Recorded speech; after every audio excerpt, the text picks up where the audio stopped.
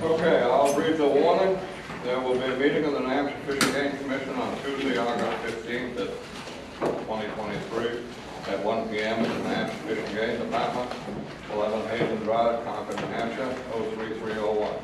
The public is entitled to attend all commission meetings, and when recognized by the chairman, the public may speak on any item on the agenda. The chairman reserves the right to limit public comments to the extent necessary for the orderly conduct of the meeting.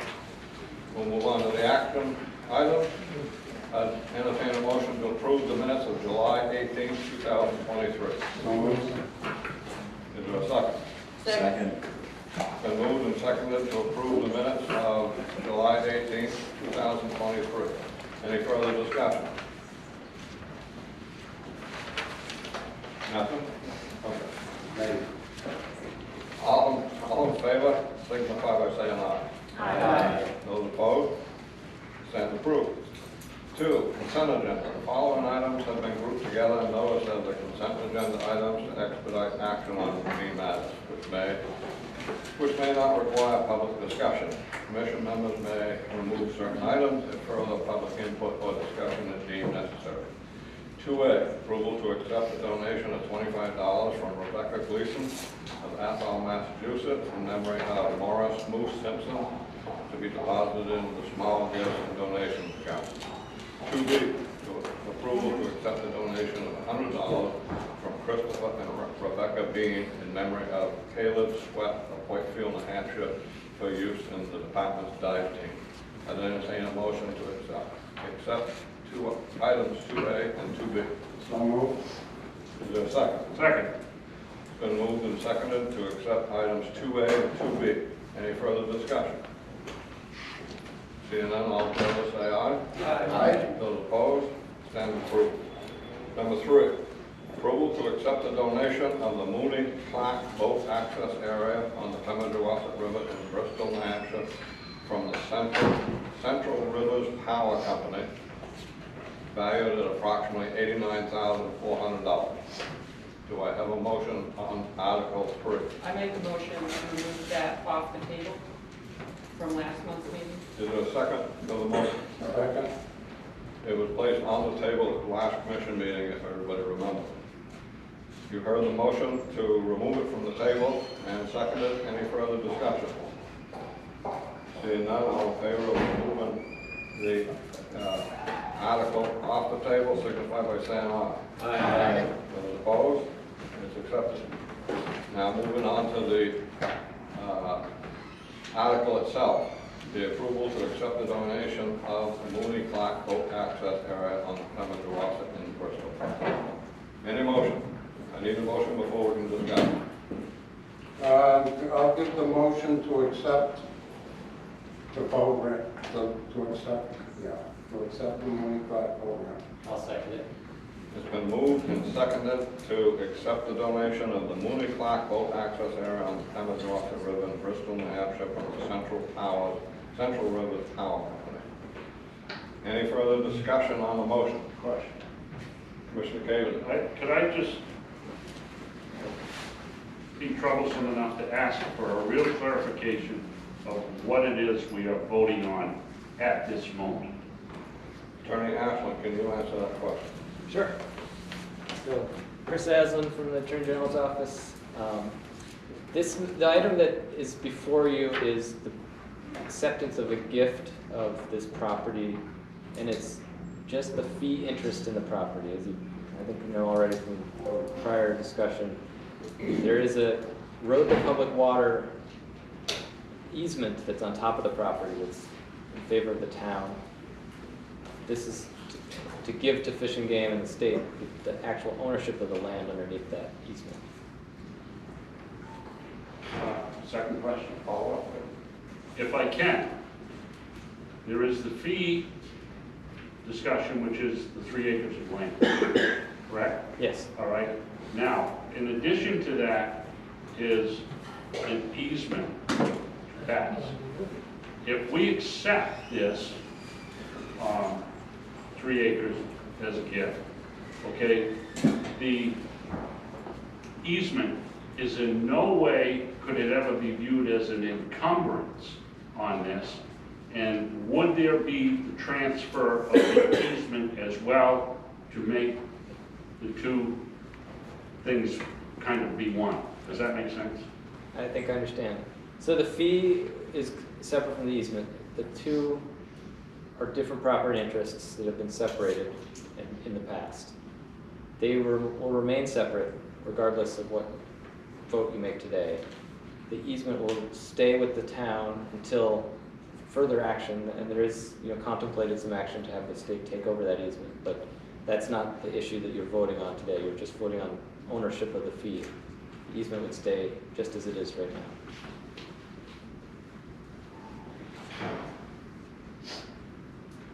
Any further follow-up? No. Any other questions? Any questions about the motion or any discussion? I have one question for Attorney Hazel.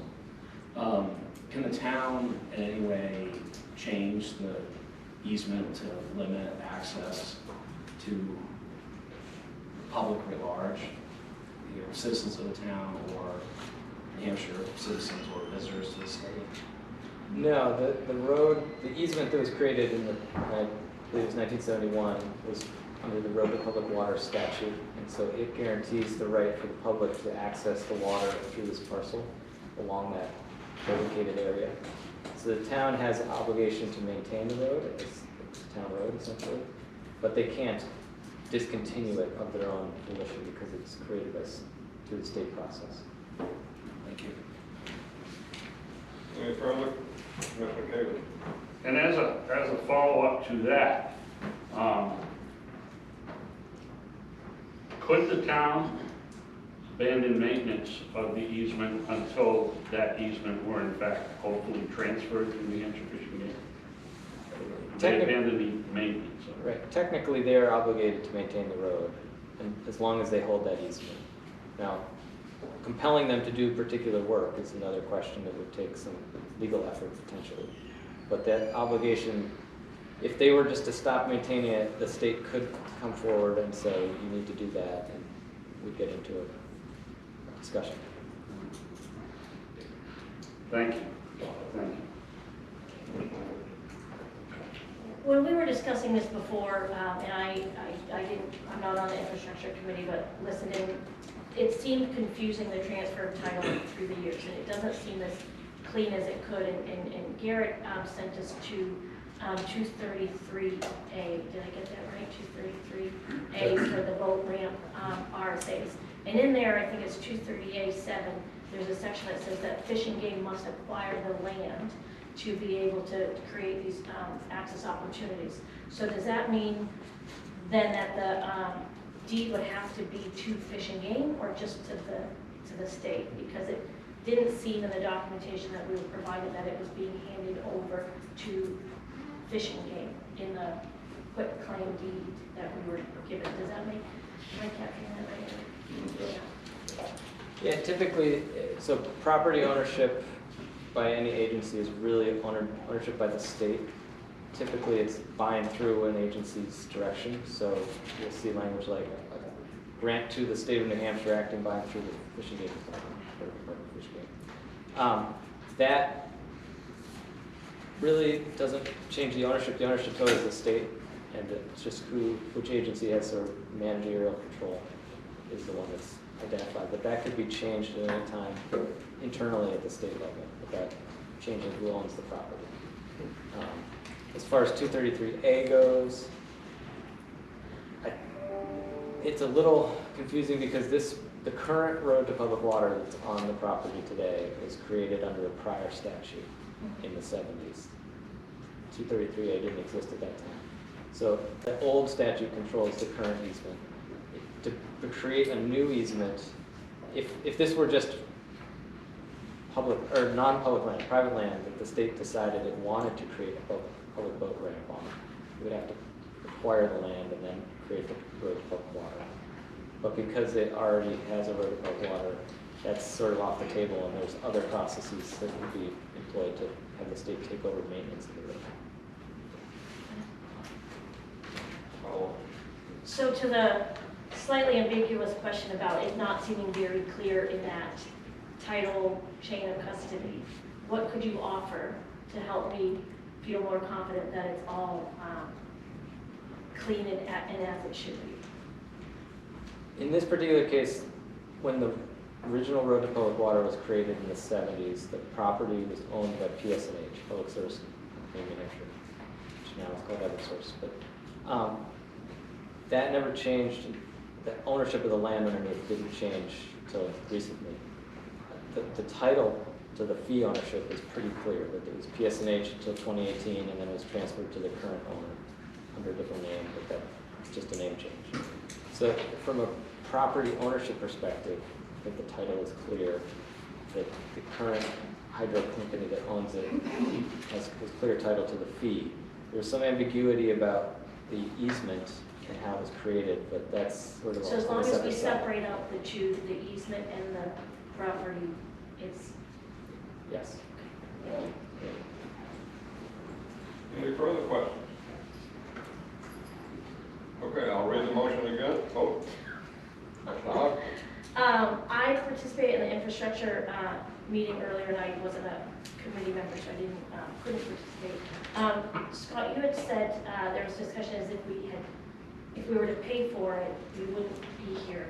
Yeah, you right were now. voting, you're voting today to accept your gift. So could you, I don't understand the comment about if we were to pay for it, we wouldn't be here, we wouldn't be acquiring the access if we had to pay for it? No, you wouldn't be voting on accepting a gift. I don't believe the commission normally votes on purchases. Okay. Chris, would the commission be voting on a purchase of land for boat access?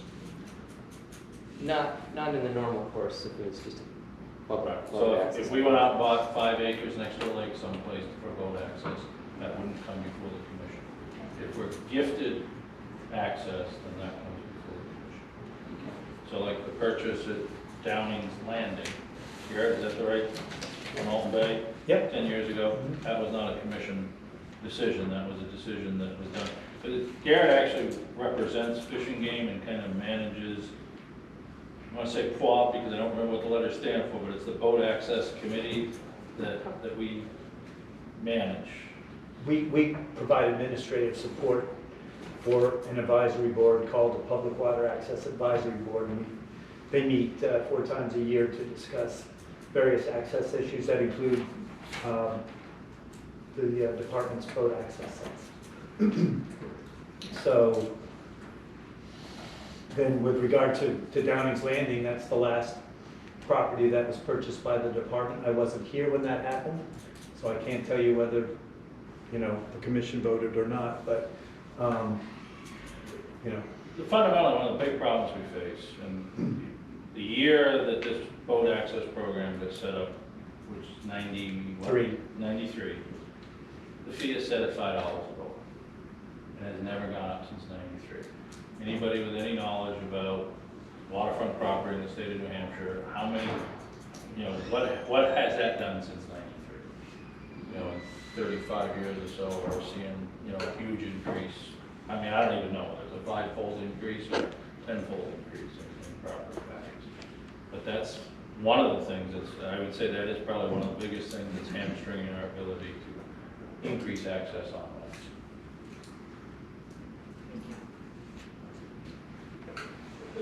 Maybe nobody can answer this question because it's back before everybody's time. If the department is going to step out and buy land for a boat launch, I guess that's the right thing. Yeah, we would use money. Would you do a title search before you purchase that property? Yeah. And that's where I'm coming from on this whole piece. The title to this sounds very vague, way out, legs all over the place, but we get a legal opinion that if we vote this way, everything's gonna be okay. I hope it's right. I don't buy a piece of property without title search, and I don't see a clear title. I'm gonna vote for it. Any further discussion on the motion? I'm going to read it again, and then we'll take a vote. Approval to accept the donation of the Moody Class Boat Access Area in the Pennaguash River in Bristol, New Hampshire, from the Central Rivers Power Company, valued at approximately $89,400. That's the motion. All in favor of the motion signify by saying aye.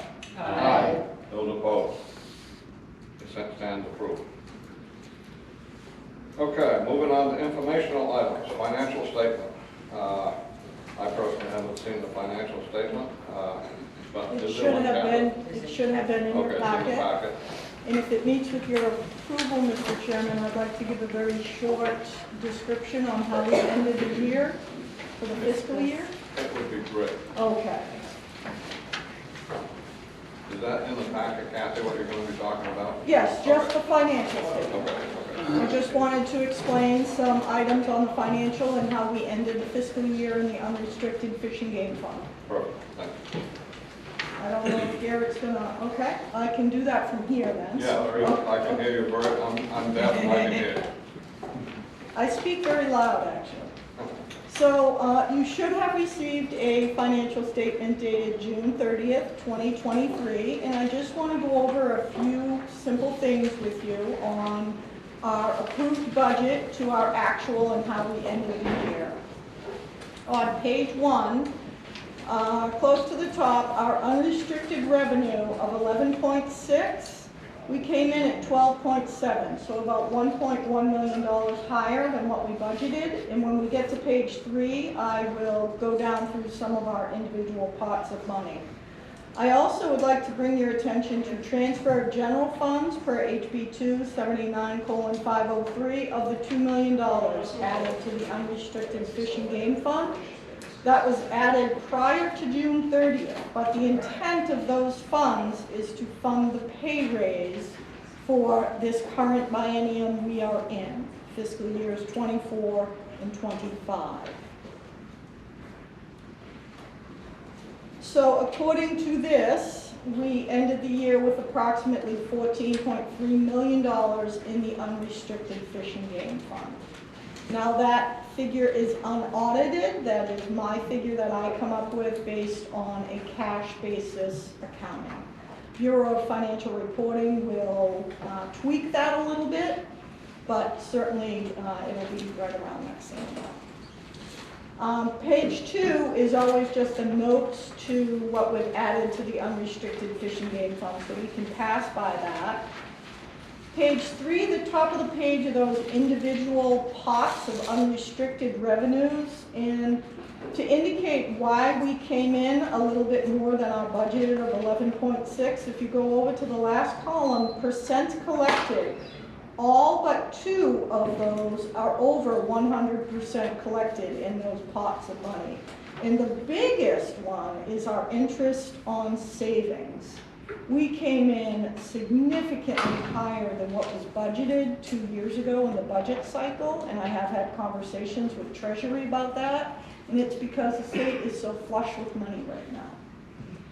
The state is earning a tremendous amount of interest on the pots of money from ARPA that are just sitting there, that came to the state, that have not gone out to projects.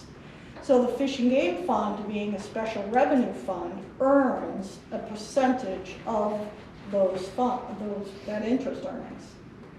So when I budgeted $25,000, that's what we were getting back then a few years ago, but we've come in significantly higher than that. Down at the bottom of the page, if we just compare the prior fiscal year to the one that just ended, we are a little over $400,000 down on licensing. But the entire column added up, we're slightly over where we were a year ago. Now, I do not have the July fiscal financial statement, and the reason why is because I provide a number going through the budget process of unrestricted revenues in those pots of money and how much I anticipate that we'll receive, and that's based on history and projecting outward. So I provided those going through the budget process. In going through the Senate phase, and the director can back me up on this, we were pushed to change a couple of those figures. And those 2 figures that we were pushed to change are the 2 unrefunded road tolls. We were asked to increase those. So against my better judgment and my pushing back a little bit, because I'm a very conservative budget person, Those were increased, and then on my recommendation, the original amount of interest earnings that I had in the pot, I recommended that we increase. So those are three pots of money, excuse me, that were increased during the Senate phase of the budget. But that final number of unrestricted revenue that came out in the budget is different, $200,000 off. So I am currently working with DAS to try and figure out where that difference is. So if I don't have those budgeted numbers of all those pots, I can't produce the financial statement because what are we looking at it against, right? So I do have revenues reconciled for July, but I do not produce the financial statement because I'm waiting on those final figures. And we did do very well in licensing in July, just to let you know. How was that for a whole bunch of information that, Pretty clear, too. yeah. Any commissioners got any questions of Captain? Yeah, I have one question, and the director might be able to answer this, but on the license revenue fee, is this what we're just kind of thinking what post-COVID license purchases look like now? Absolutely, they're going down. Okay, They spiked in 20 and 21, went down in 22, and it's continuing to go down. okay. Absolutely, and Commissioner Harston asked me to do a presentation in December, and certainly you will see that. Okay, thank you. Thank you, Captain. Well, you're welcome. Whoop, Mr. Hodgson's gonna nail you. No, he won't. No, I won't. So the $2 million, does Yes, that cover in its entirety the expected cost of the 10% raise? not in my opinion, no. Okay. Do you That have two- an estimate yet of what the That shortfall $2 is? million is actually the figure that was put in HB2 by DAS. And that figure was calculated based on Fish and Game funded accounting units that have people in them and that percentage. So $2 million would cover just that. So as an example, 10% to either law enforcement or hatcheries, there's no additional federal funding to pull down for those two accounting units.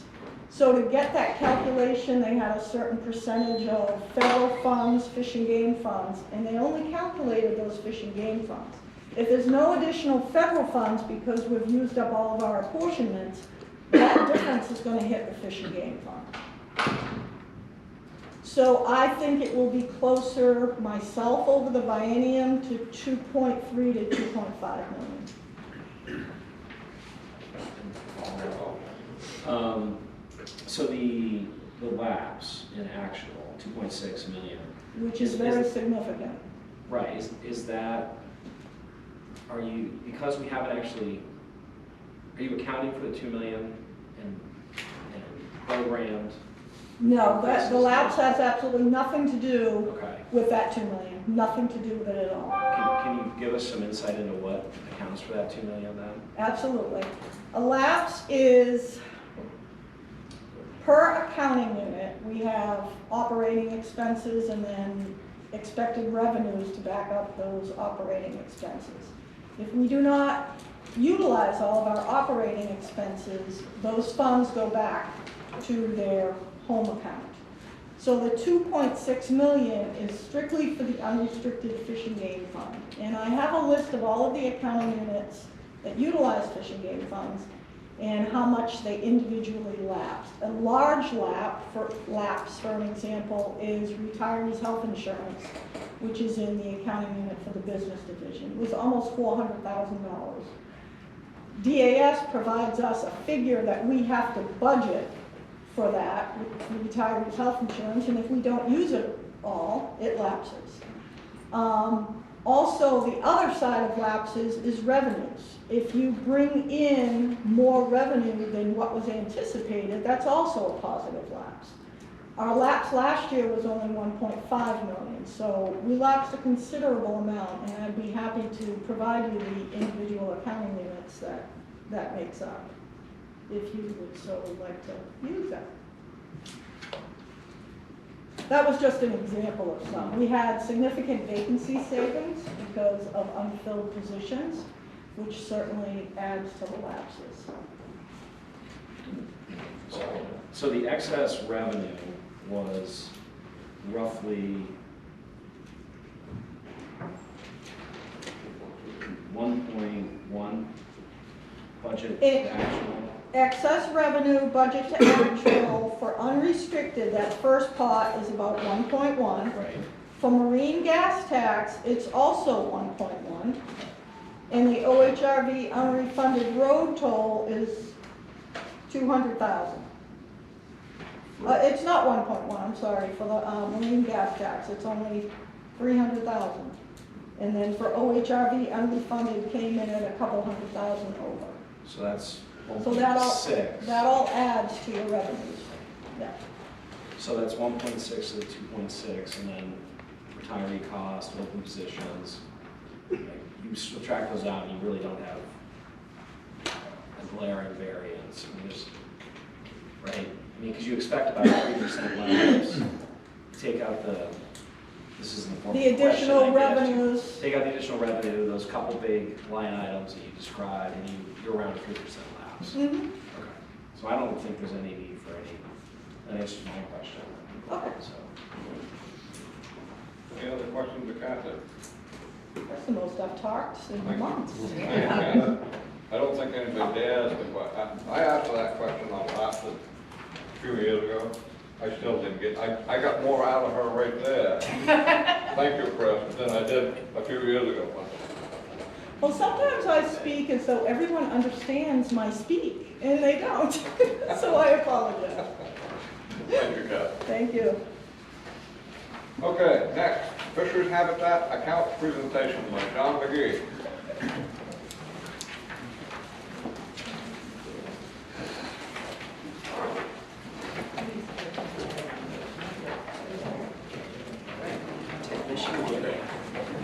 Thank you, Mr. Chairman, members of the Commission, Director Mason.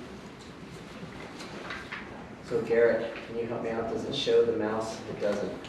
No. Okay, we'll just not worry about it then.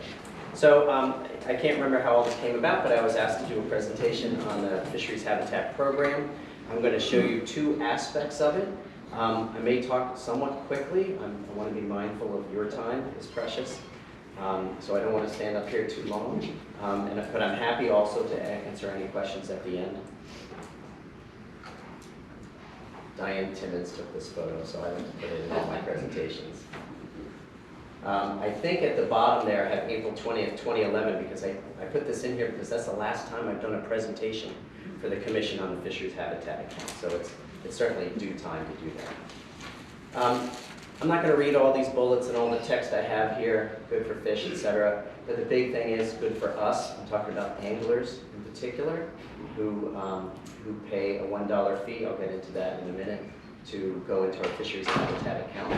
But good for us, and I will say this a couple times, we work with a lot of partners, and it's really those partnerships, those very strong professional relationships that enable us to do work that's even better than what we do on our own.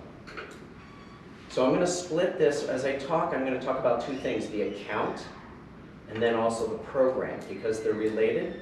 The account is part of the program, but the program does things that we don't often use the account for. That account can be used, and as commissioners, of course the commission is the only body that can give, actually with director approval as well, but is the only body that can actually give approval to expend the fisheries habitat account funds.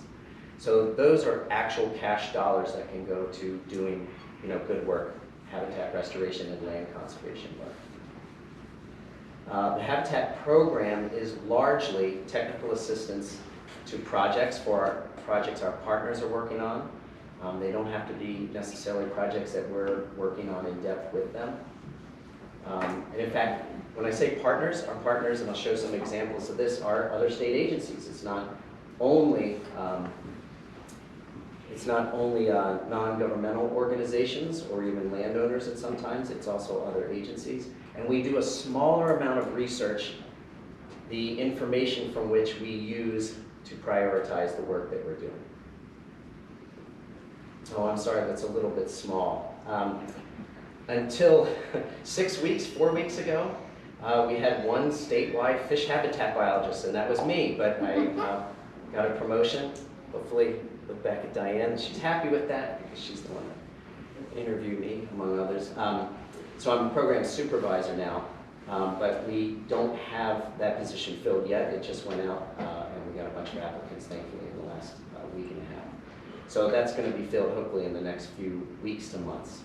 But we have, the big thing is we have one person that is doing that.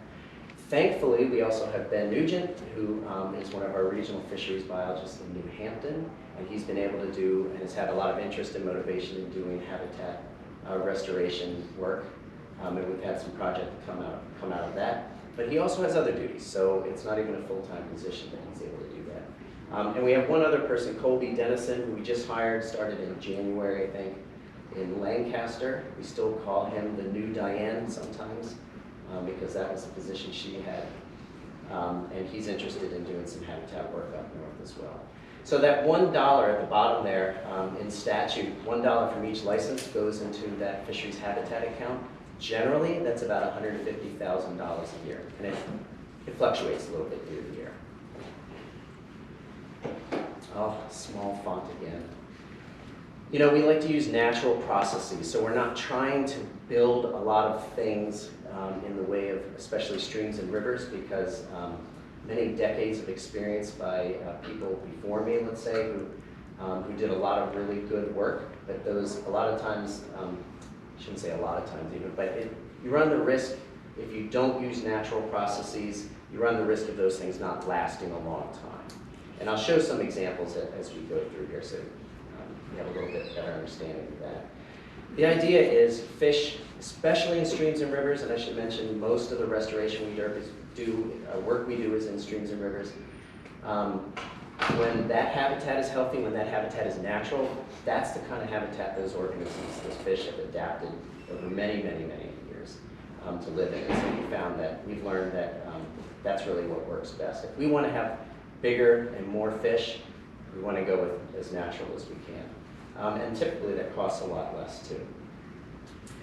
In a little bit, I'll talk about how we prioritize and a rating method that I think some of you or all of you probably have seen when we brought requests to you. So this is a map .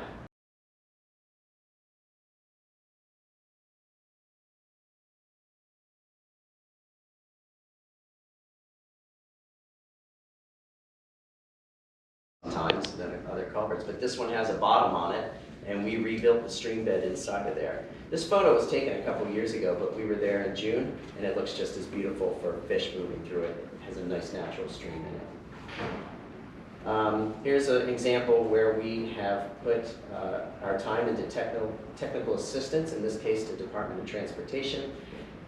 It's hard to see, but in the background there, that big culvert now has a concrete bottom, concrete invert, concrete bottom.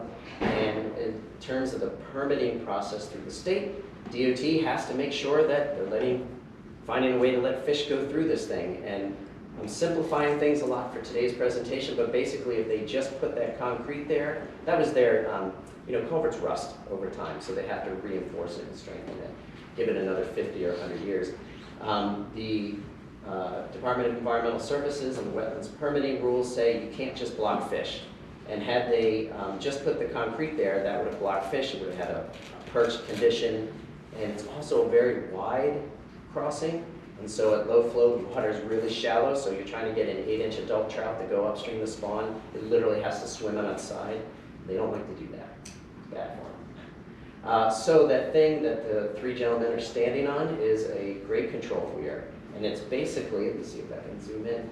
So upstream is to the left, and that culvert is to the left in this photo.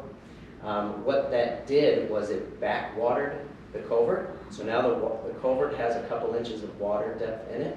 All the fish can, brook trout in particular, can swim through it. But I actually show you this because, things are not always perfect in the real world. In a perfect world, there would not be a little bit of a waterfall on the downstream side of this grade control structure. It looks bigger than it is. It's actually more like a 4 to 6 inch jump for a fish. So this is perfectly passable by adult and probably even little brook trout, and that was the primary species they were interested in making sure getting upstream. I kind of show this to you because it's a great project. It's also not 100% perfect. It's like 90% perfect. But it definitely passes trout practically at probably at any flow. So this was a case, that was just a case where DOT called me and said, can we show you the design plans? I practically have an honorary engineering degree at this point. I've read so many design plans, I mean hundreds over the years.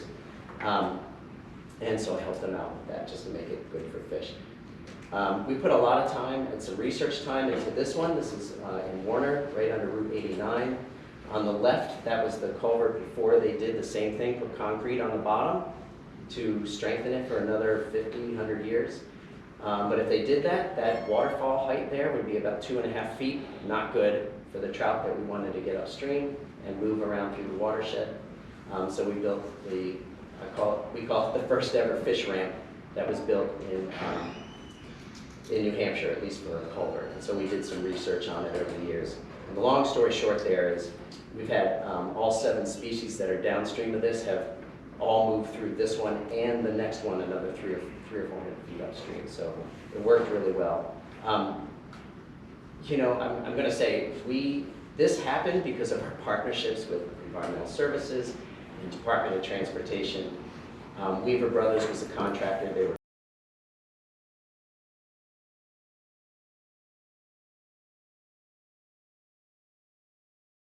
trying to restore wood. It's messy.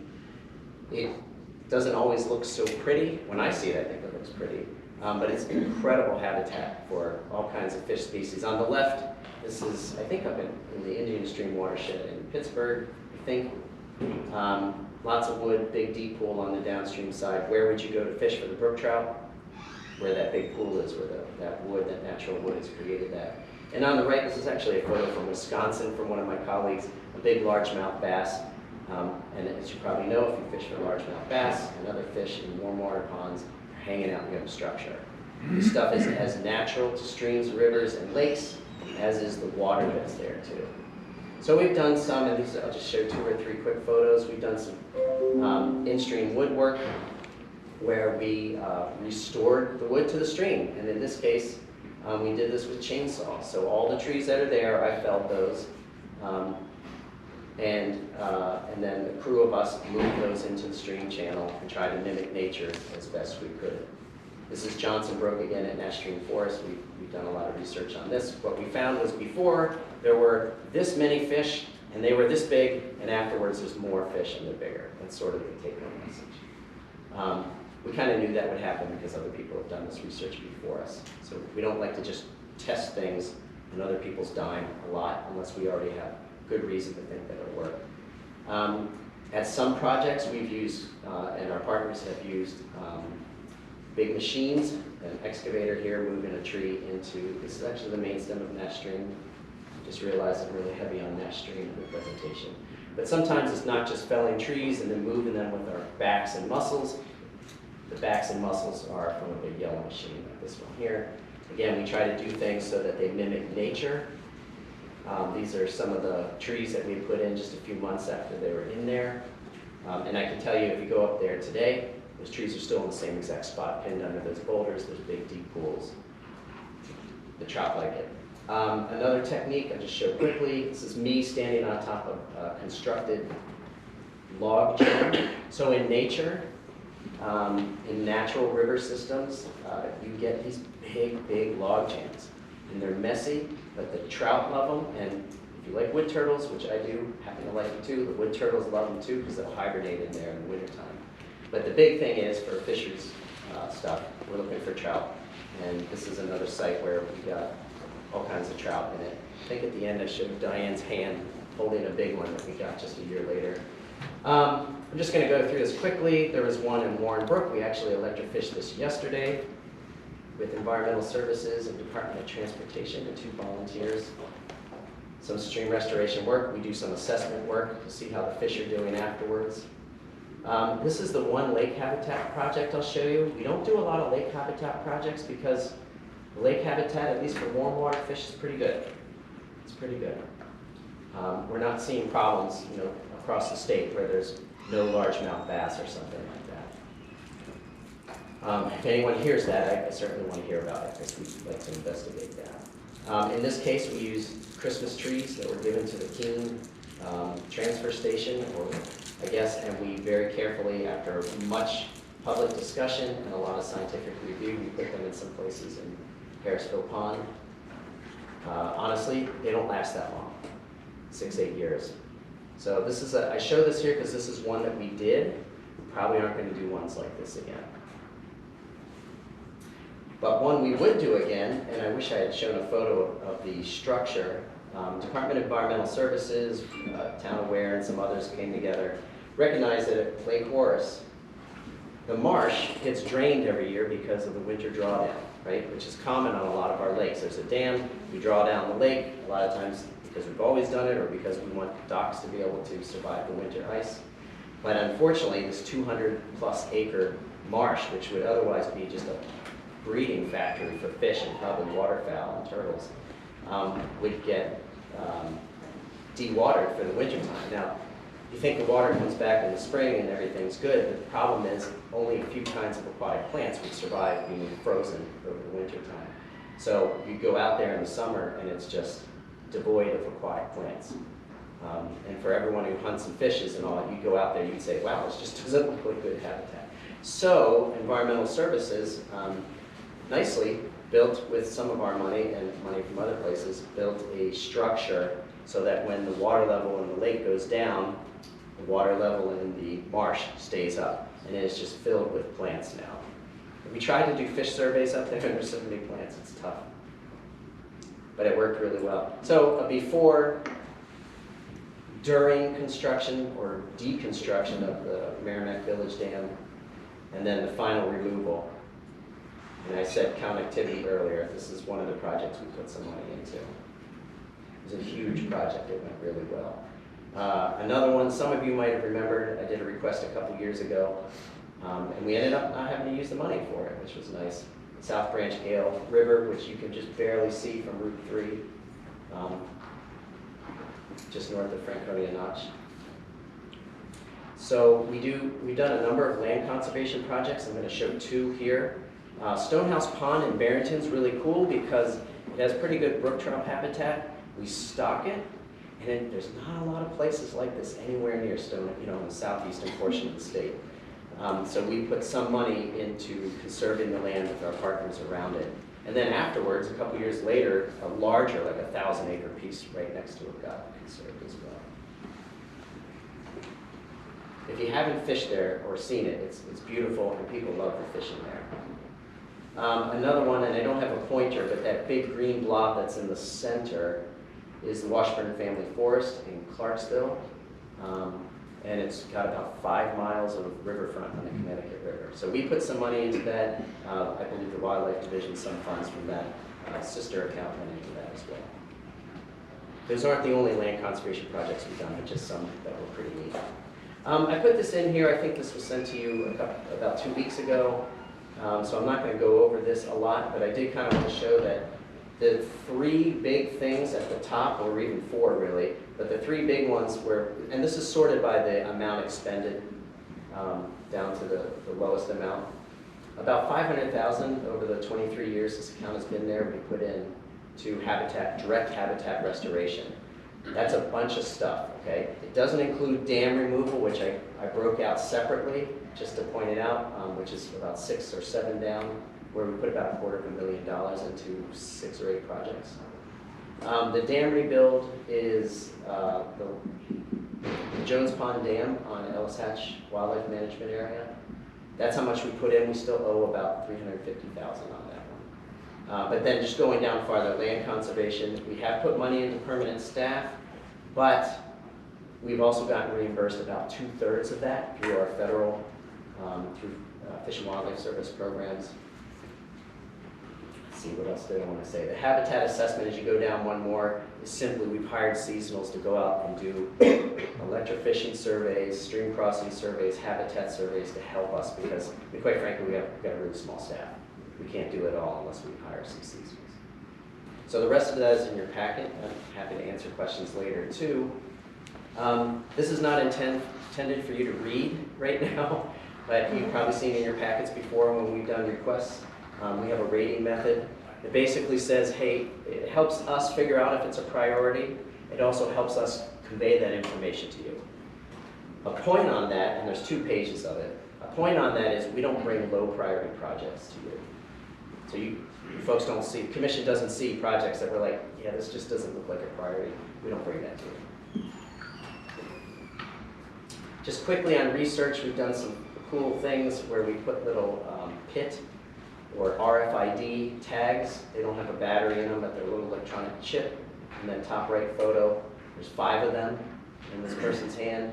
And then the center photo, she's actually putting one into a fish. So this is a way we can track fish for some of our work. These are the same kind of tags that are used in like millions of pigs and cows across the United States and Canada and other places.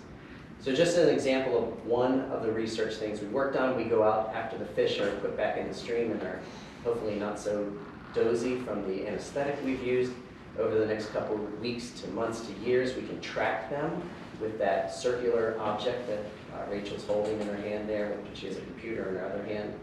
And each one of those tags has a unique code, so we know where we caught it, we know how big it was. If we ever catch it or find it again, we know where it is now compared to where it was before.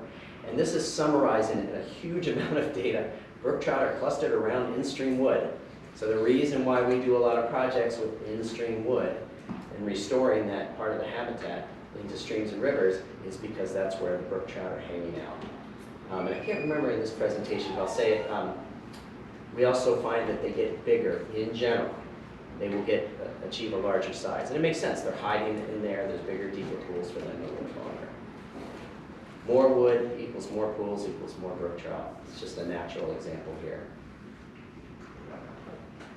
Oh, water temperature. So we got to talk about climate change a little bit too. So on the left, there's some people, actually got this from the web because I'm always the one electric fishing. I never remember to take a photo of everyone, including yesterday.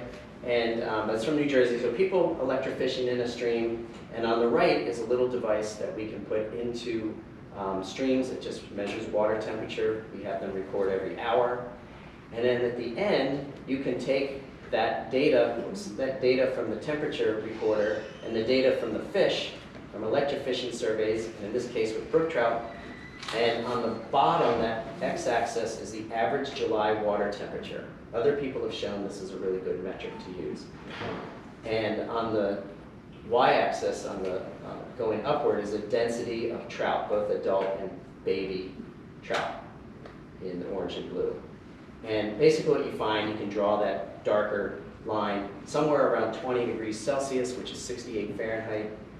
We don't really find trout except in some very limited cases above that. So I'm showing you this and a couple other things real quickly because we use this information to make sure we don't want to go into some warm stream, find no trout, and then think, oh, we can restore trout here, because we can't, it's too warm, and it's always going to be too warm. So we can use this kind of data to make sure that we're prioritizing correctly. This is just a thing. The bigger dots means it's colder. The bigger green dots, blue dots, mean it's colder. Where do we find the coldest water in the state? And you probably already know this. For where we have data, it's mostly in the White Mountains and north. The Warner River watershed, which is sort of south central there, is a hot spot, if you will, a cold spot for cold water. So there are fairly good brook trout populations there.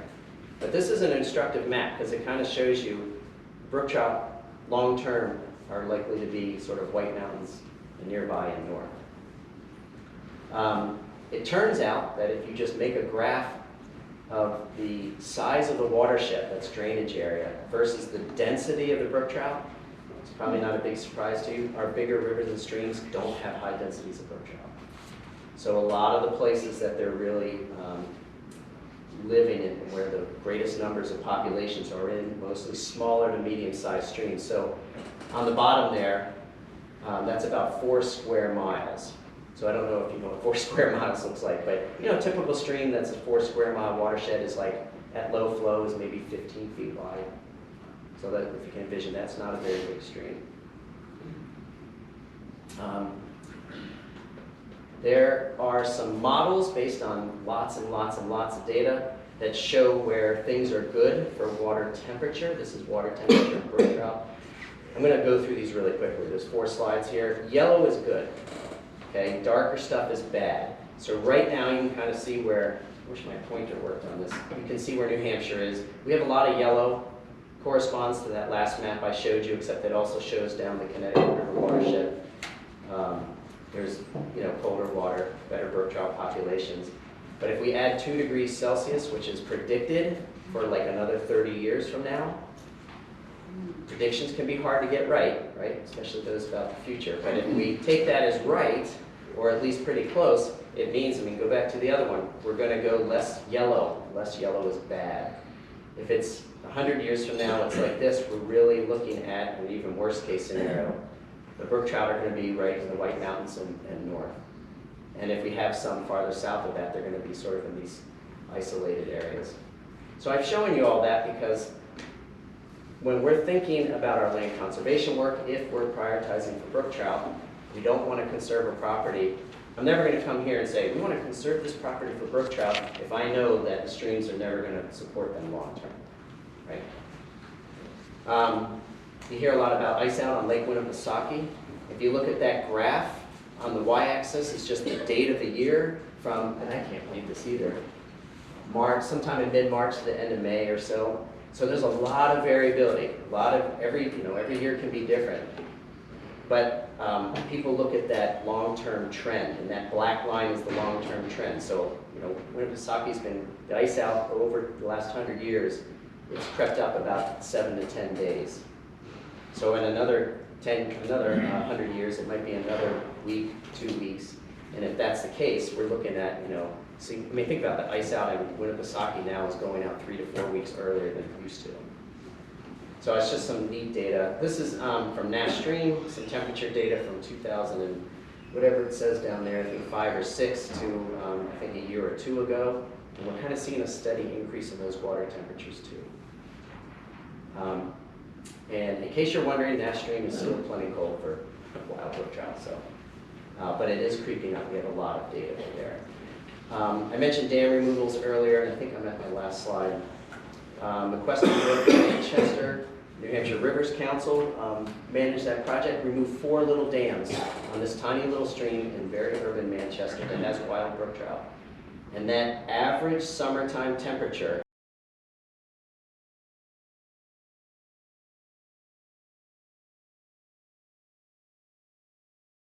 yeah, we have. Go back You don't have to show it to me right Oh. now. I'm just kind of, I would love But to. I want to. See, no, yeah. I want to see it. We have- I'll go up to your office after. Yeah, so a lot of us have collected these data, so it's certainly not just me.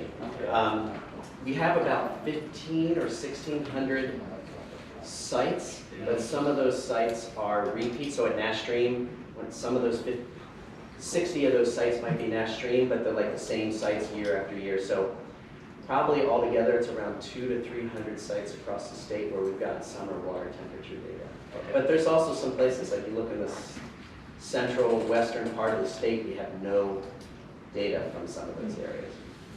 And what is the correlation of our forestry management in relation to this? I know that there's an impact in how these things happen. So like, what are we doing in our forest that are keeping us down cooler?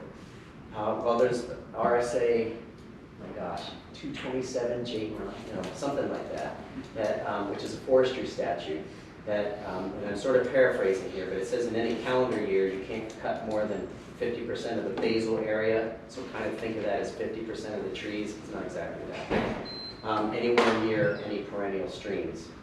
So there's a lot of forestry regulations that have already, or laws in this case actually, that are already in place that are supposed to protect shade, which is so important to keeping the waters cool.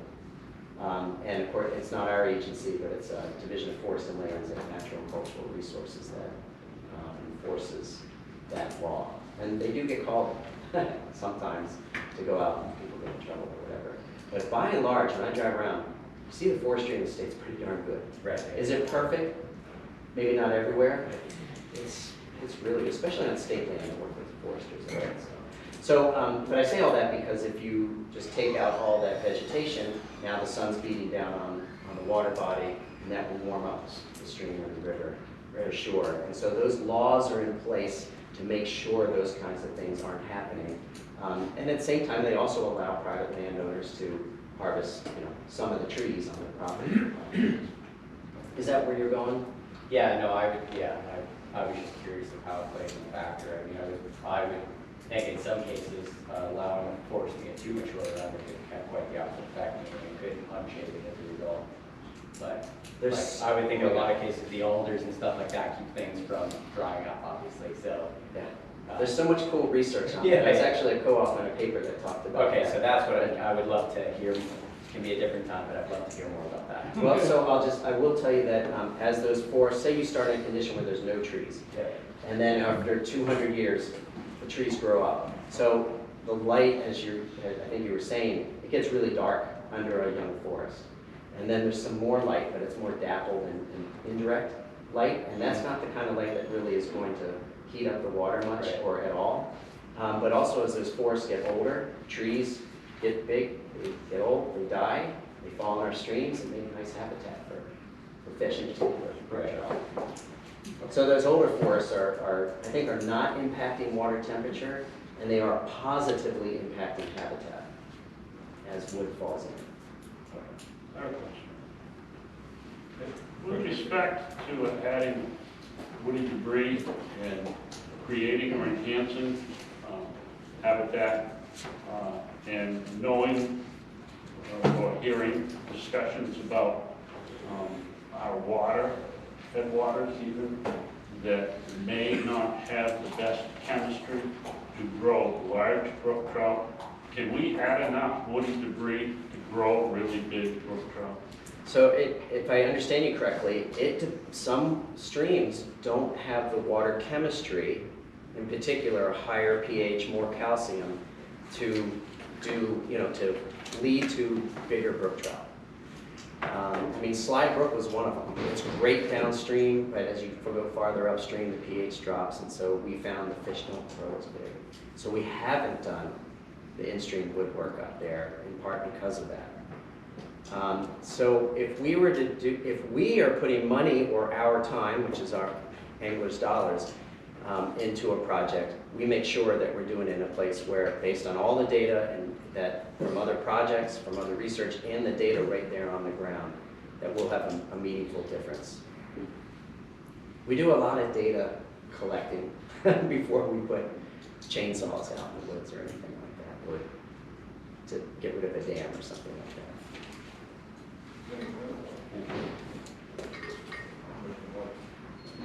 More of a comment than anything. I had the opportunity to see a very similar presentation from John about a year ago, and of course with that spin, and it was super well received, as is this. I think this is helpful because in the last year or so, we've been asked to approve dollars coming from fishery habitat. So this gives us the context of how all of that is done. So I just wanted to say, I think you hit the objective, I think. Yeah, thank you. So you've got $150,000 a year coming in. When you think about the projects that you're aware of that you would consider high priority, what would the total cost of those projects be? I can't answer that. Only because, like, just thinking off the top of my head right now of some projects. So let me make sure I understand. Are you saying not just our contribution, but the cost of all those Yeah, I'm projects? just trying to get a feel for what you call the backlog, right? The projects that are ready to go in terms of your assessment of how much of a priority they are. And yet you have $150,000 a year and new money coming in annually. How big is that universe of need and relative unmet need? I think the factor that's stopping us from doing more, and it's not just for, here in our numbers of our staff, there's not enough people to do the work, especially with all this federal money that's come in. Everyone's saying, we've been on all these calls in the last 6 months, we're like, we don't have the people to manage all the money that's available. I would argue that we didn't before either. And I'm talking collectively, all of our partners and us. And I don't mean to say that there's just money flowing everywhere, but the limitation is really the number of people that can do that stuff. So What I think we and our partners do a really good job of is budgeting, if you will, our time and our money. So we really all try to work on the projects that are highest priority, because from our perspective, I don't want to work on low priority projects. That's not the right thing for Amherst, in my opinion. They also don't get funded as easily, right? If you have a really good thing to fund, people are more inclined to say, yes, that's a good one. Thank you for doing all that work, diligence, bringing that to us or to another funder. So I think we do, collectively, we do a pretty good job of recognizing how much time we have and trying to put our eggs in the baskets that are the best ones for our constituents. I'm sorry I don't have a dollar number answer, but I will also say, generally, the amount that we put in to a project, whatever it is, land conservation, restoration, is like 3 to 10% of the total project cost. We get an awesome bang for our buck. If I could add to that, we actually work to someone else. I think John's been doing this so long that he's so used to being pigeonholed into the best project for that particular time. We have a backlog of a list of projects with all of our partners that are somewhat prioritized. So we have a list of projects available to work with the Fish and Wildlife Service. So if there's other funding that comes about, we have that project on hand to be able to say, hey, we think, Smith Brook in, Hill is the best project that would work for this particular funding. So we do have a running list that we go over on at least annually, sometimes more, depending on the different funding sources and the different partners that we have. But we do have a running list of projects. So we definitely don't, people is definitely part of it, money's part of it, and of course time. Thank you. Thanks, Diane. Any further questions with John? John, I'm gonna make a statement, or maybe Diane can back you up. I think if Ad Chase Brook is one of those places that you fell trees across Ad Chase Brook in Pittsburgh, and Indian Stream, which needed it. It's one of the longest streams in the state of New Hampshire, and it's one of the most sterile. I hated fishing that place, because I never caught a damn thing on it. Hopefully with these trees there, you'll be able to catch something. Hopefully, it can't hurt it, because it was not good. Thank you, John. Mr. Chairman, if you come down to Nashville where there was much better law enforcement. Oh, here we go. You will catch that foot-long brook trout that was demonstrated by Diane. Oh, and I just don't want you to forget, Lieutenant, I covered that patrol for many years. We can't make benches in a sterile stream. Thank you, John. Just quickly, I think Ad Chase, that's right off of Route 3, right? What's that? Is Ad Chase Brook right on Route 3? South of the town of Pittsburgh. Yeah, so if someone did work there, I think it might have been Trout Unlimited. It's Trout Unlimited. Yeah, I can't remember if they did work there, but if they did, it wasn't us who did the work. I remember seeing it went to Governor and Council for approval. Yeah, we partnered with them in Electrofish, Yeah. Andy and I. Yeah, for some reason I can't remember if they did the work there or not. You weren't there. You weren't. Thank you, John. Okay, thank you very much. So with Pittsburgh, everything's off of Route 3. Yeah, pretty much. Listen, Pittsburgh has better Wi-Fi than I do in Littleton. Okay, going on to the committee structure now. Legislative committee. Thank you, Chairman Stoll. We elected not to meet today because we have some other pressing committee meetings. So our last meeting was July 18th. We have one item, one rule to vote on. Now make a motion. The committee supported FIS 1205.01, which regards youth pheasant hunts. I would like your support. I make a motion to pass. I'll second it. Okay, you heard the motion. Any discussion? I have a question. So has this changed from the draft that was circulated at the July meeting? No. No. The reason this looks like it was a major change is because it had to do with just housekeeping of letters and numbers and cross-references. The actual wording can change. Yeah, I just noticed also the date was 8/1/2020. It was after the July meeting where we got a copy of the proposed rules. I was just curious whether any language No. changes, whether they were, it's the same. I think I don't remember, but I think in the July meeting, I didn't have the statutory appendix at the end. Yeah. And so, yeah, I added that and then dated it for August 1. It's really just a housekeeping change, but it looks like a lot because it's all bolded and underlined. Thank you. Any further questions? It was seconded by, Yeah. all those in favor of the motion signify by saying aye. Aye. Those opposed? Thank you. And on that note, I'm going to turn it over to Marty because we do have some proposed RSAs for this coming second half of biennium that the staff is requesting. And we will have one item to discuss at next month's legislative committee meeting, which will be 60702, which is C scallops, issues with C scallops. So I'll turn it over to Marty. For the legislative proposals? Yes. Okay, in your packet today, you got the updated legislation rules update, and attached to that are the 4 proposals that the department would like the commission's consideration on. The first one is the bear registration agents. And what this does is puts into statute the authority for the executive director to establish bear registration stations and to set the fees that those agents may charge in rule. This is very similar language to the deer registration agents. And we mostly just copied and pasted it.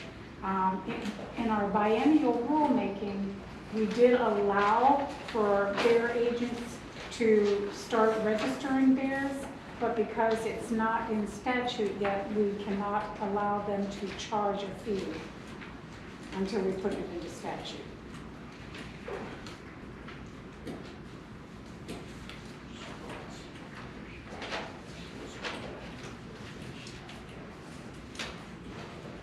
And I realize you guys are just seeing this now, so we figured you might have questions next month after you've had a chance to read it and look into it.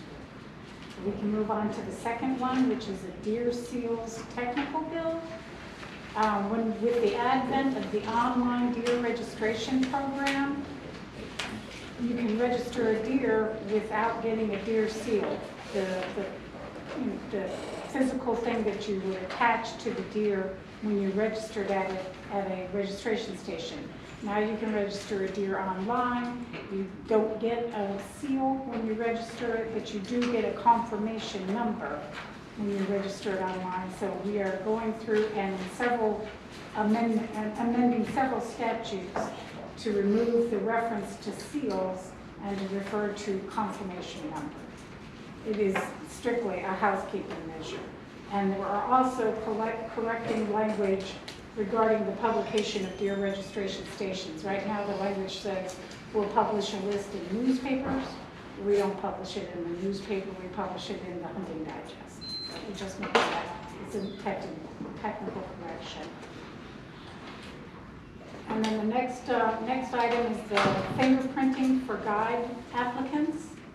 Right now, we can, by statute, we're authorized to conduct a background check on any applicant guides, or any guide applicants, but a background check will only go in the state of New Hampshire. We need their fingerprints so that we can run an FBI background check and check them across the nation.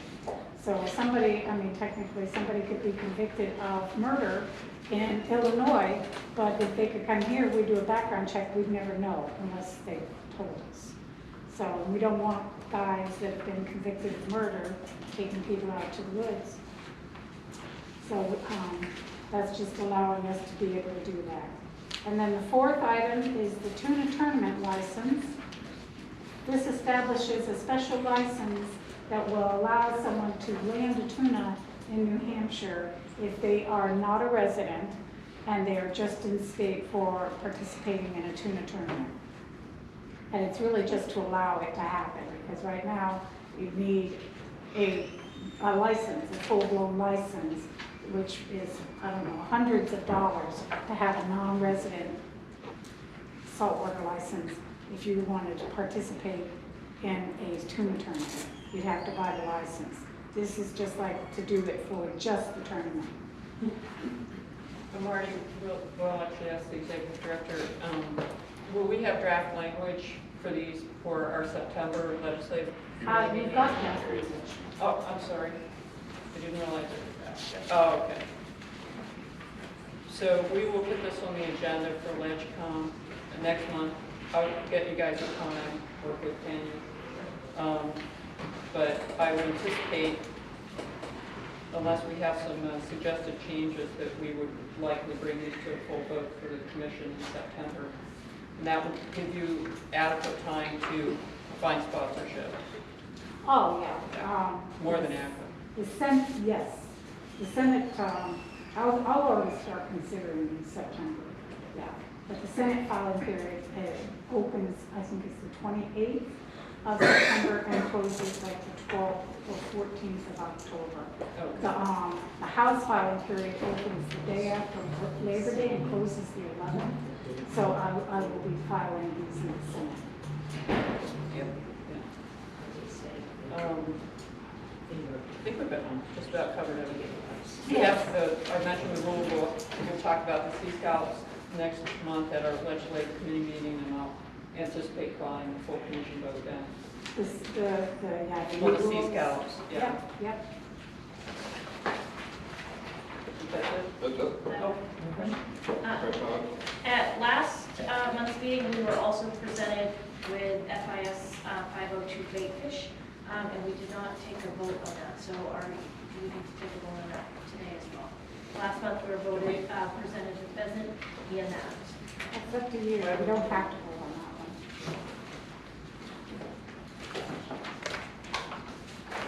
That's it. Don't have to. Oh. 502 readopt with amendment FIS 50201 through 50203. So it was given to us last month. We received the one that we just voted on, the pheasant one, and we received the updated one on baitfish. So if we are going to approve all SIS, I would recommend that we take a vote on that, and if we're not prepared, I don't know if there's any consequence to wait until next month. I'd say we're not prepared. Next month. I think we were waiting for maybe some input from you. This is on the dredge, clam dredge? No, this is just freshwater. See if you had anything to look into it. I think we'll wait till next month on that one. We'll clarify that at the legislative committee meeting. And then I also need the minutes of Paul, unfortunately, had COVID and you had Oh, taken yes, minutes. I have that. Yes, I will email that to you. Yep.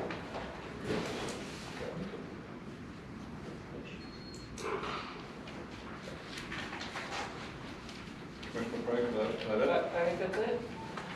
Governance Committee, Commissioner Caven. Yes, we did not meet, but it will happen soon. Okay. Sustainability and Strategic Planning, Commissioner Lester. Great, thank you. So the committee met on Thursday. As I said, the last commission meeting rather, we have received all of the stakeholder responses.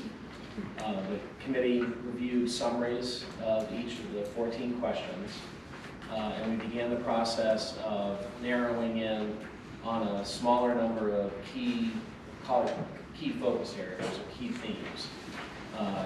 The next step for the committee is to take those and we've each individually been assigned members of the commission who aren't on the committee and chiefs in the department to connect with.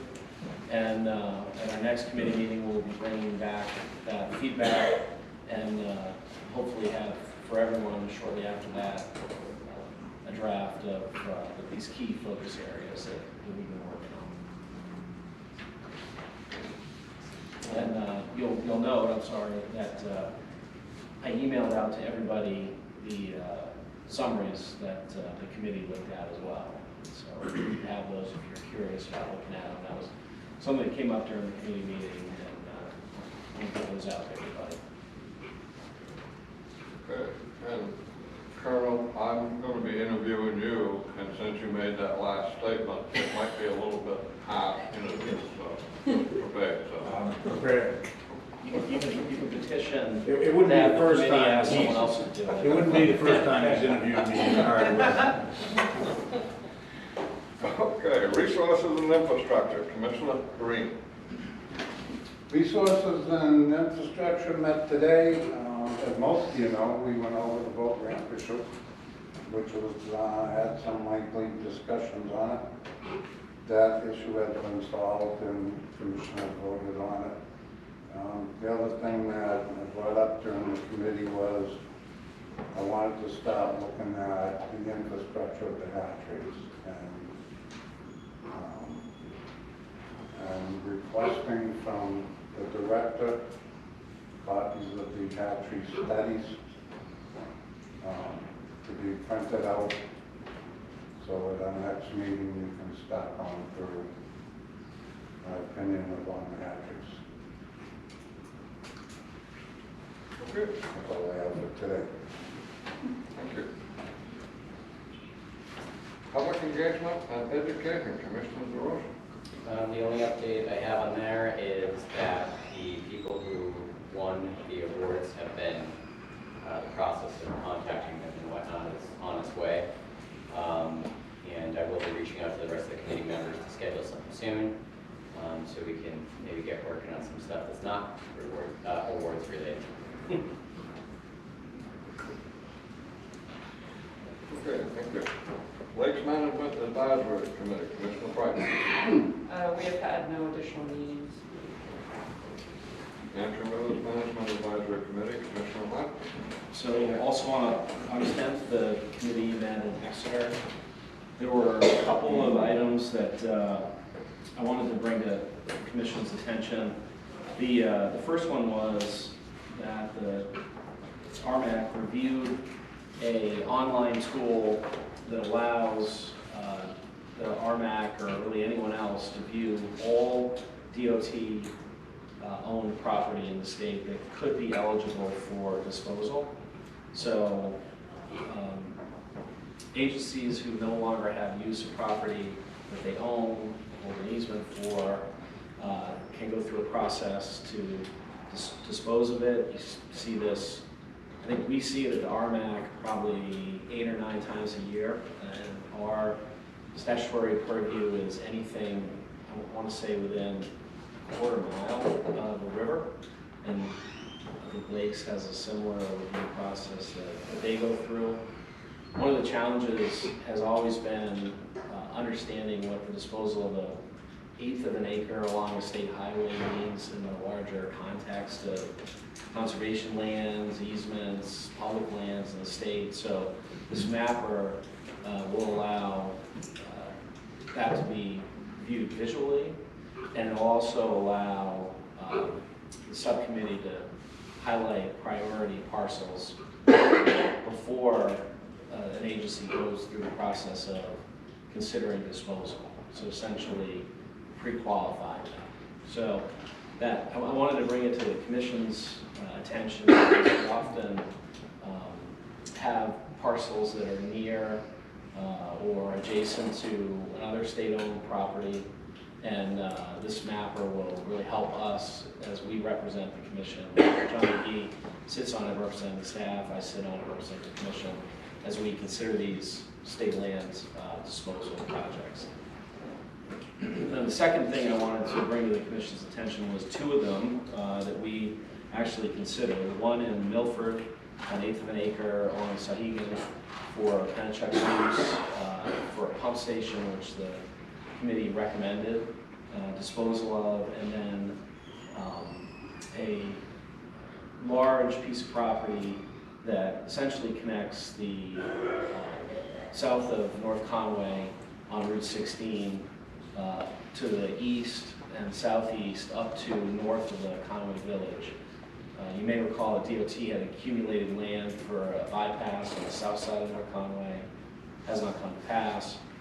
They're interested in transferring to forested lands and parks and Trail Bureau, the use of that property for trails, snowmobile trails, hiking trails, and that needed to go through the committee as well. And the committee recommended it, but they recommended it with the condition that any stream crossings along those trails be, if there's any modification required, be done in a way that ensures habitat connectivity for aquatic organisms. So, takeaway from that is both John McGee, who does a great job representing the staff, brings, I think, invaluable knowledge of the process to those conversations, and then the work that we do on behalf of the commission, just trying to represent our mission here and the work that they do. So it's a little bit of a longer update, but I thought a couple projects that were worth bringing to your attention. And then just lastly, real quick, Connor O'Donnell, who's on the Seacoast, one of our fisheries biologists, and NOAA did a presentation on the Exeter Dam removal project, which occurred in 2016, if I recall, and a great partnership project to remove the dam right in the middle of the town.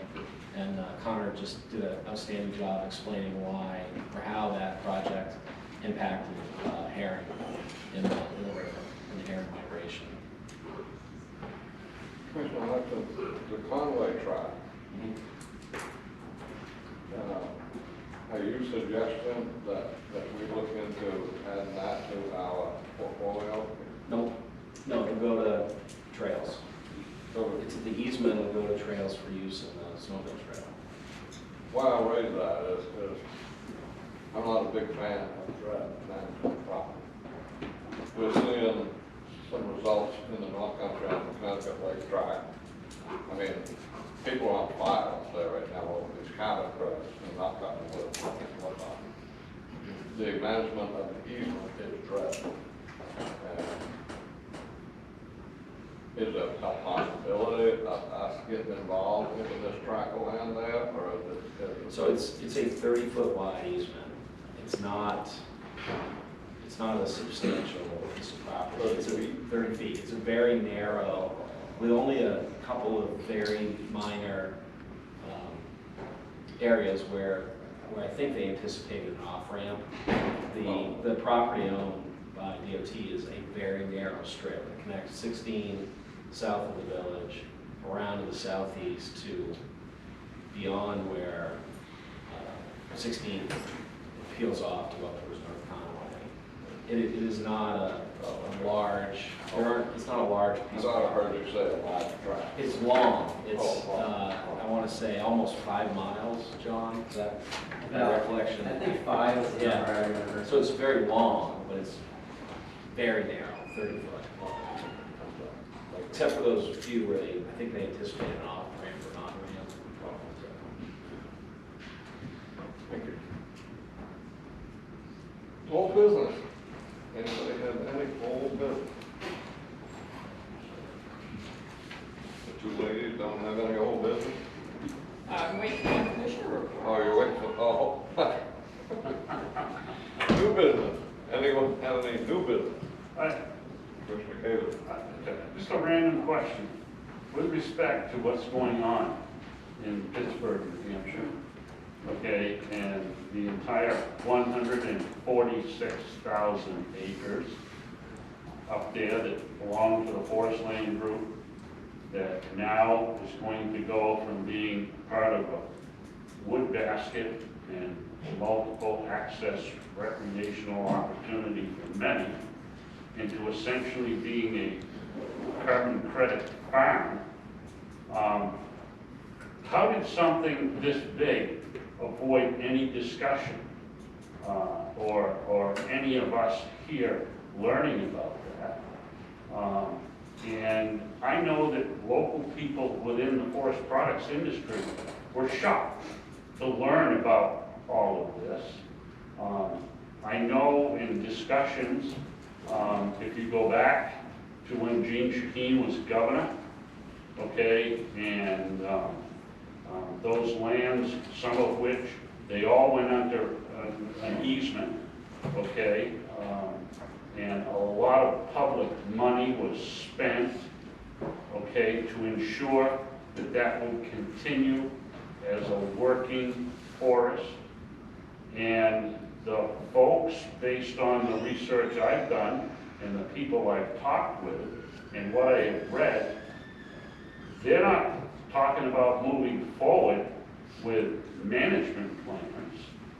And some of the employees of the Forest Land Group who were active forest managers, okay, cutting wood, supplying one local market on a very managed basis with 15 million feet of spruce and fir logs alone. And essentially that market has been told, don't plan on that.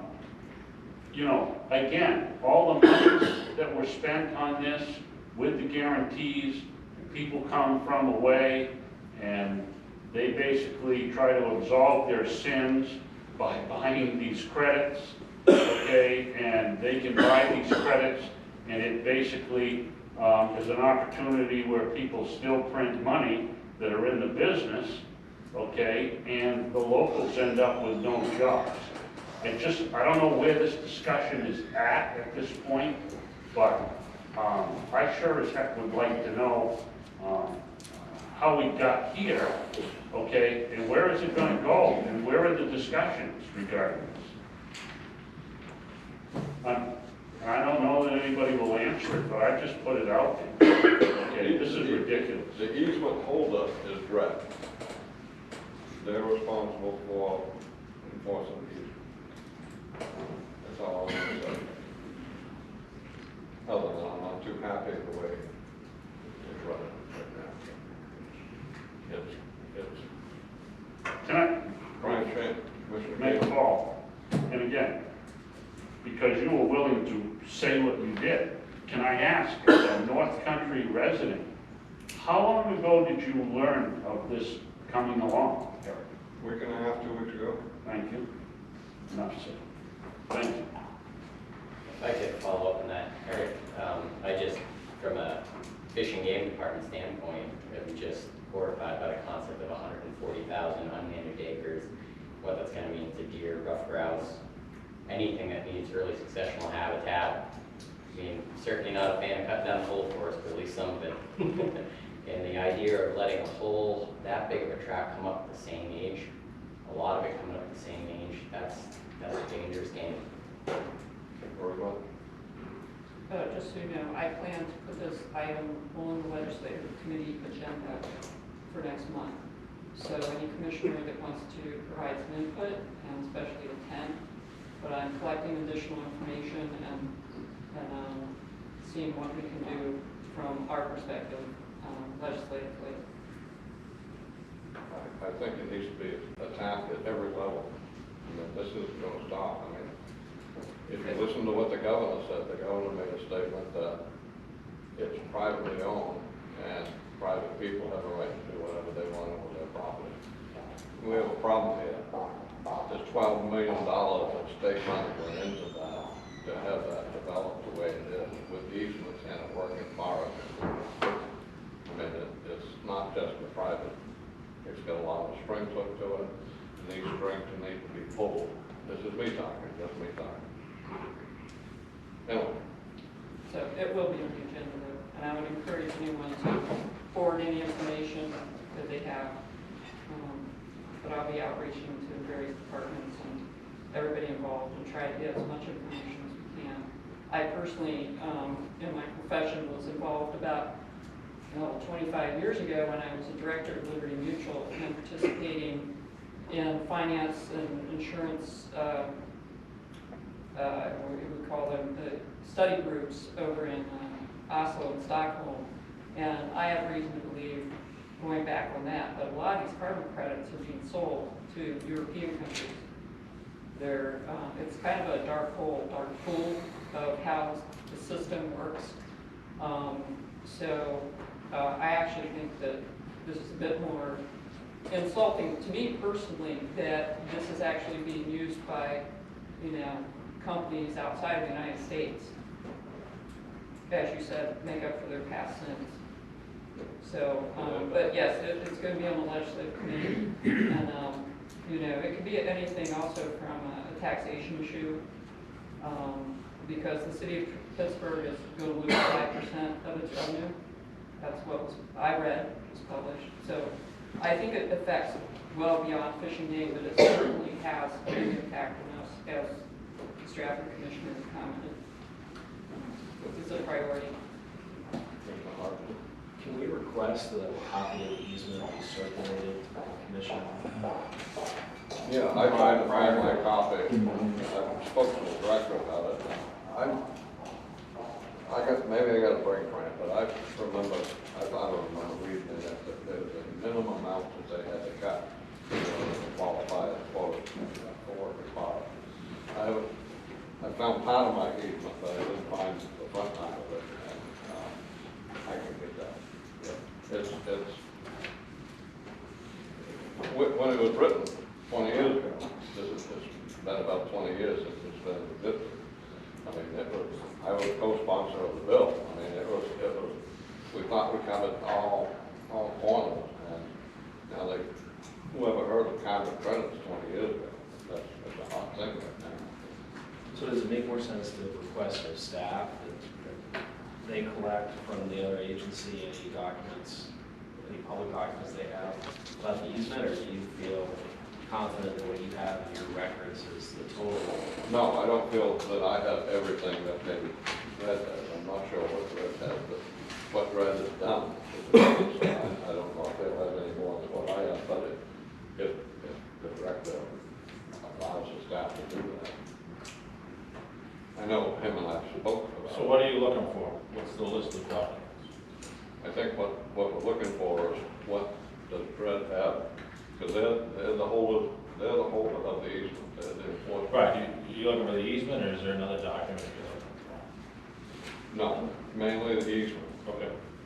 I also thought there was a mention of a forest management plan, and maybe the article you circulated for information. So there may be a forest management plan. That would be typical Of a minimum cut. Yeah. Yeah, it'd be interesting to see if they file one.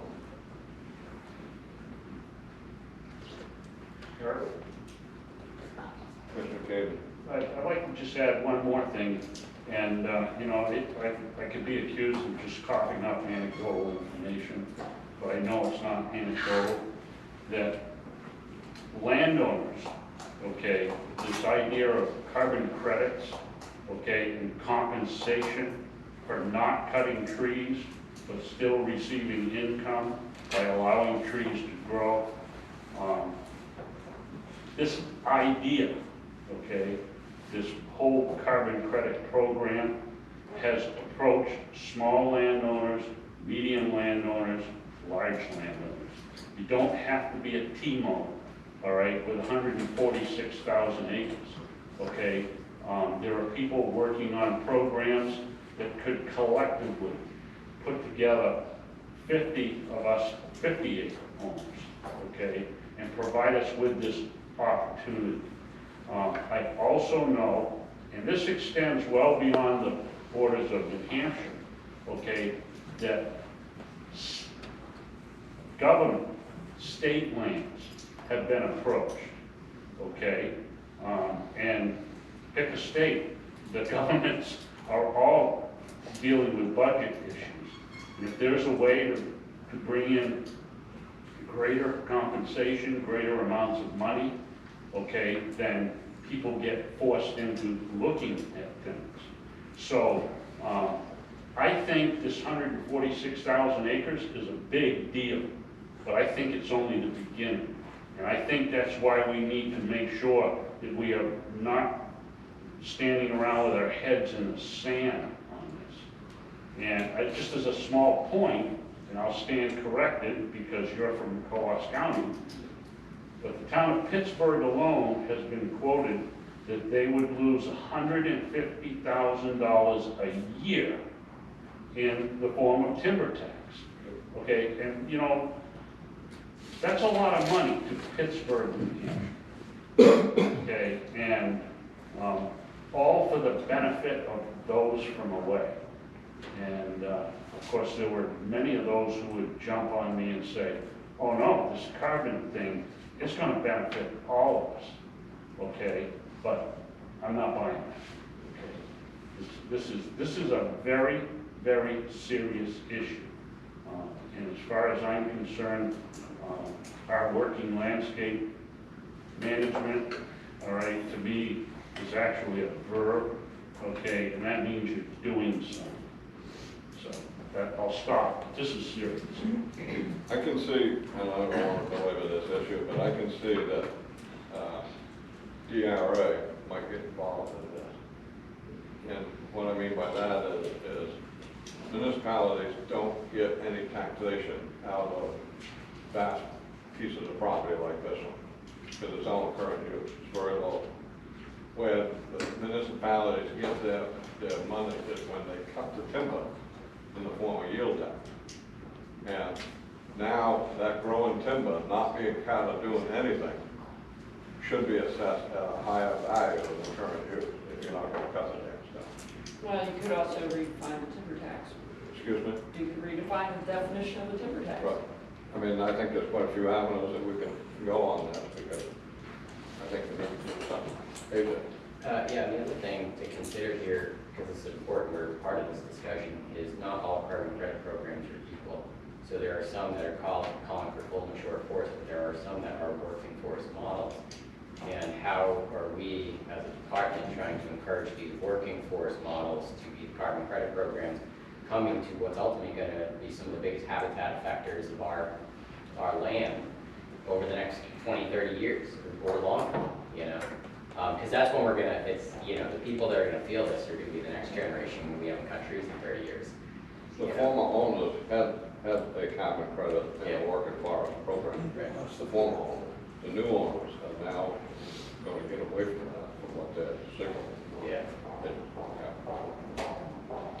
I'll also include a U.S. Forest Service report that came out in July on carbon credits.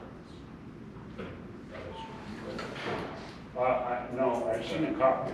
I think that might be helpful background information. And there's also another one that was just put out by the University of Maine that talks about the value, okay, of young forests and mitigation of carbon emissions. Yeah. Okay, so if you want to read the debates, get a night lamp because there's a lot to be read. Trust me. Okay. I have a, what did you say? Commissioner Hodgson. Some. It's more of a question. As we approach September, I was wondering if there was an update on the electronic deer registration. Andy? Yeah, everything is on track to launch for September 1st. So everything internally within Wildlife Division, pieces are all in place and it's going on. Great to hear. Is there a communication plan or how will that be launched? So it has been well advertised to the hunters through the digest as well as online. Is that kind of what you're referring to? Yeah. Yeah, it's been well advertised in the hunting digest. It just came out as well as online. So hunters I'm pretty sure are getting over it. Okay, great, thank you. And in press releases, part of the press release, public affairs. Any further new business?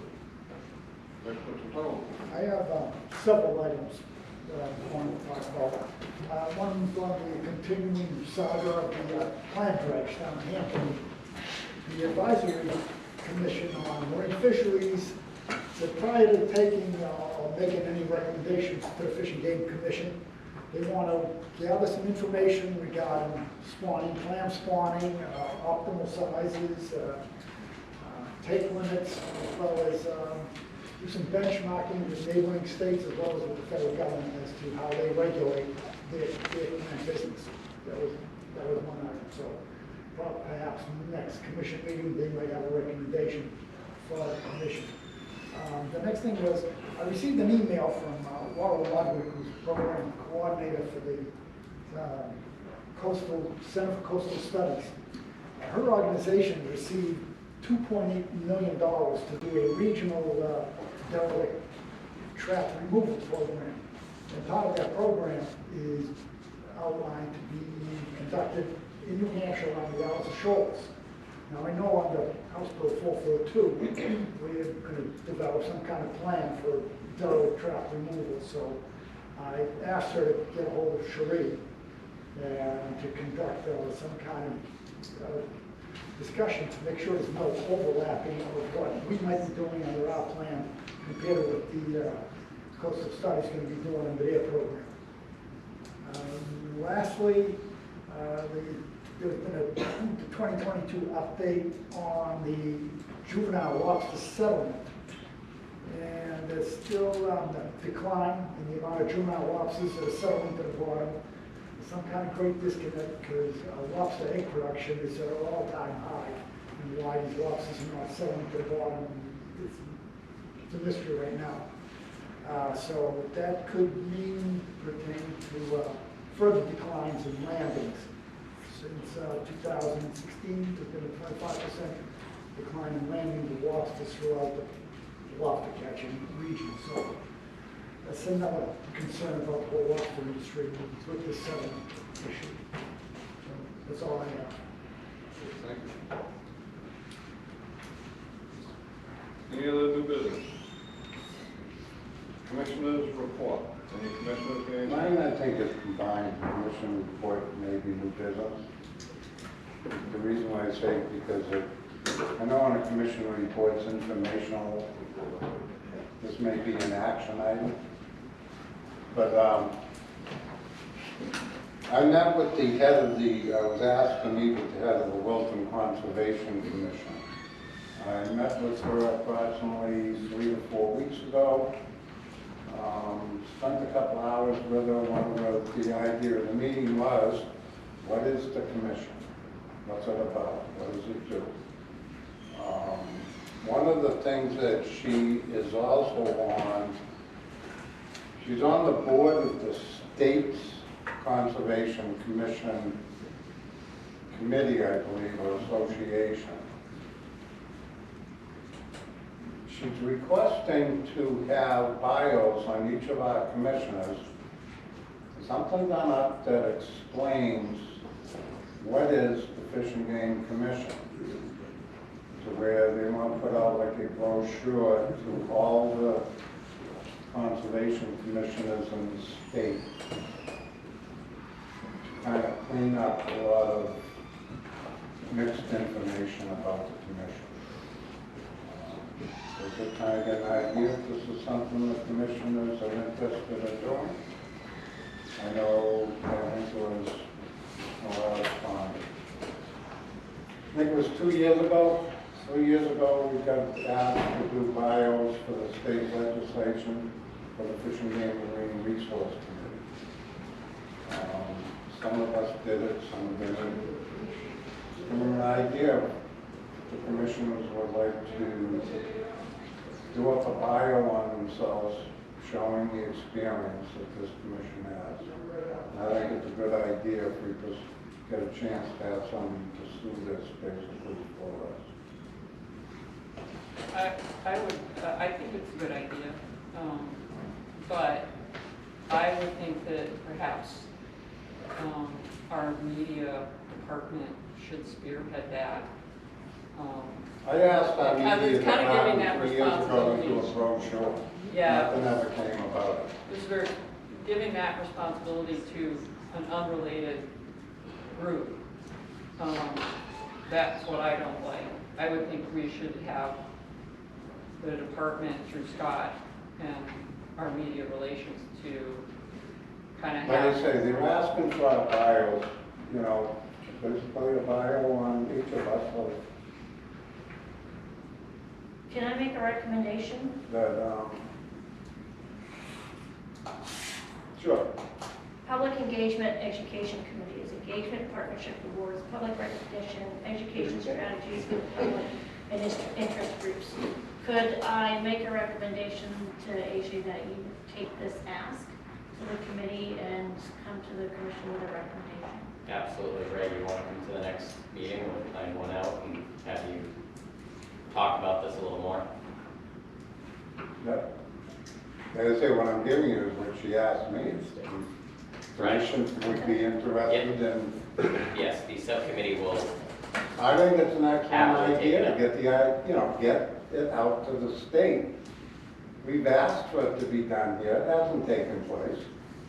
Conservation commissions, they're confused over us.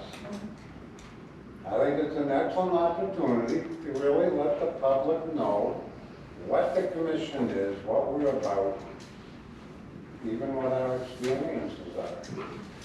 I'm happy to take it on as a subcommittee, and I'll say probably the concern that most commissioners are sitting here, which is the fact that it is not, that our stuff is not taken and manipulated in ways that we do not present it. So, Well, and I think it should be owned by us, right? And- Yep. And so and when we make a decision on if, how, what we do to respond to that, we do it in context of a greater lens and not just. And what I'll do state- is I'll get a hold of her about that and say, here's what the commission has decided. We're gonna give it to the AJ committee. Yeah. And, We don't need a vote for the committee to take it, but what they come back with, recommendation, we would need to vote on. all right. Commissioner King. But I just want something to give her an answer. Question? Do you have, Commissioner Green? do you have your answer? No. Do I have my answer? Yeah, we'll take it under advisement, and where the team is gonna look at it, and we'll get back to Okay. Commissioner Kagan. Yes, question for Commissioner Green. This question you received from this individual, was she speaking on behalf of the Association of Conservation Commissions in New Hampshire, I think or she was- for her, the town of Wilton? She was speaking on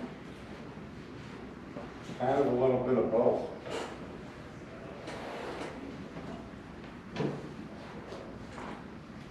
Well, my impression.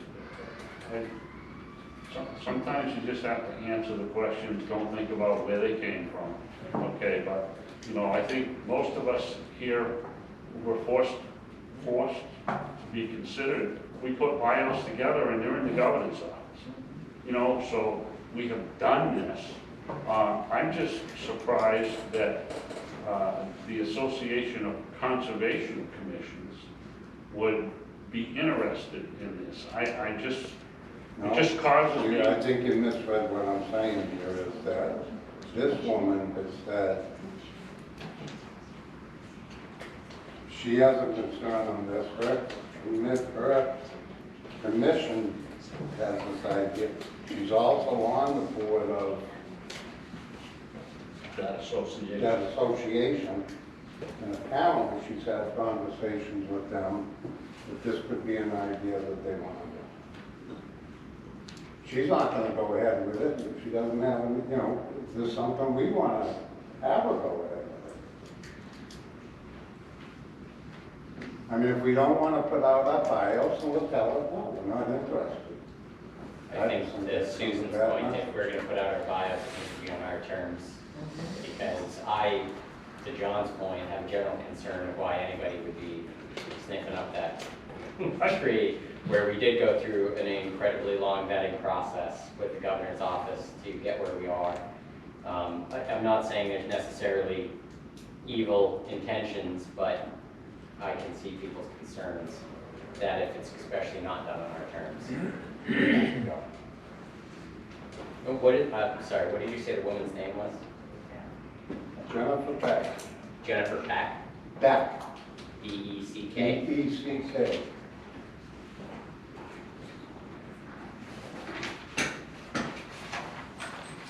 And she's with the Wilton Conservation Commission.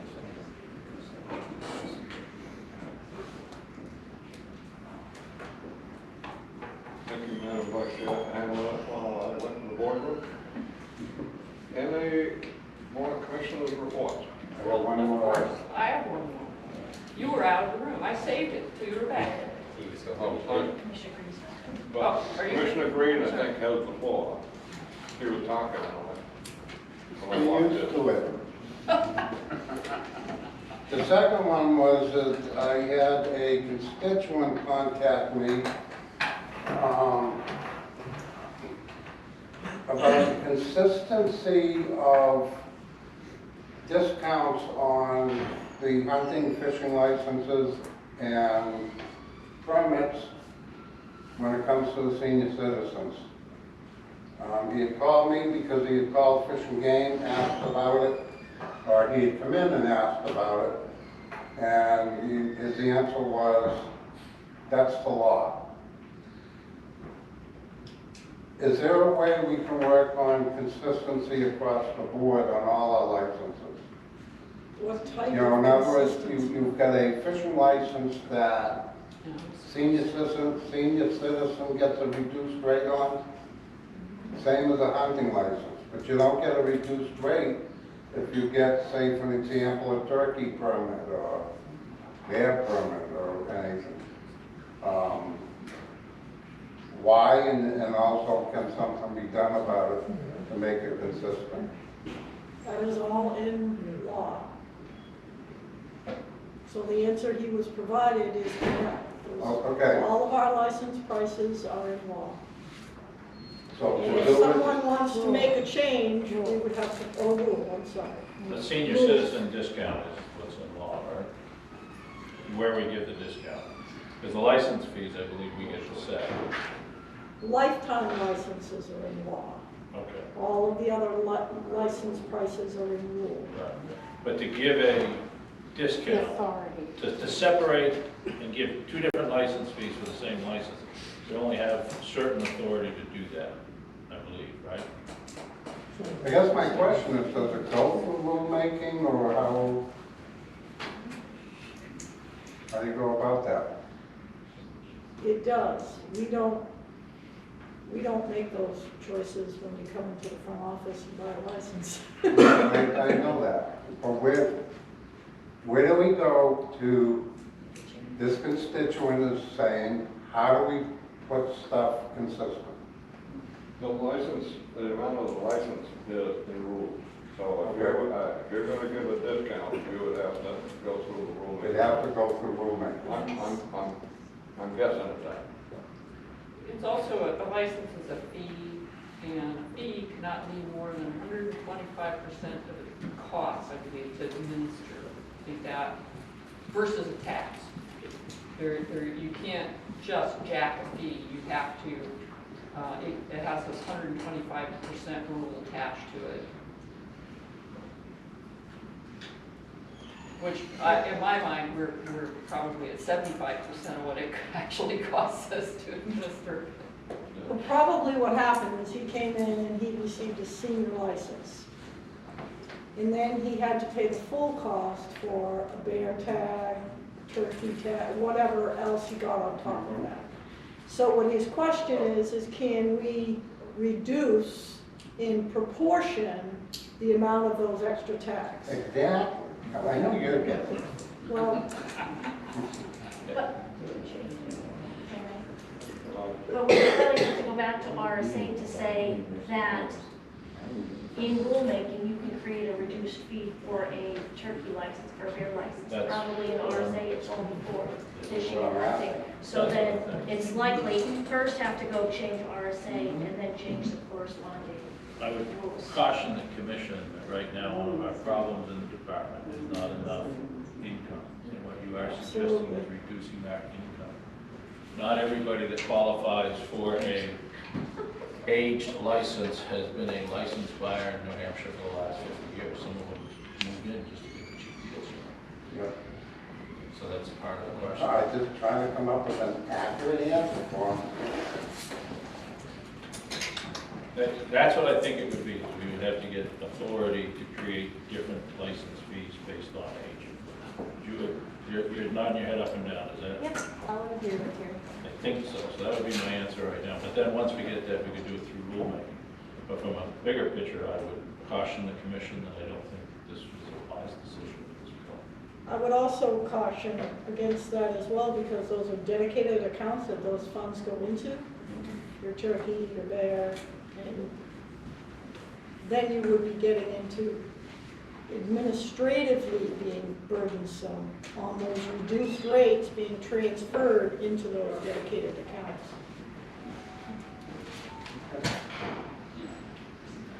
Doesn't get simple.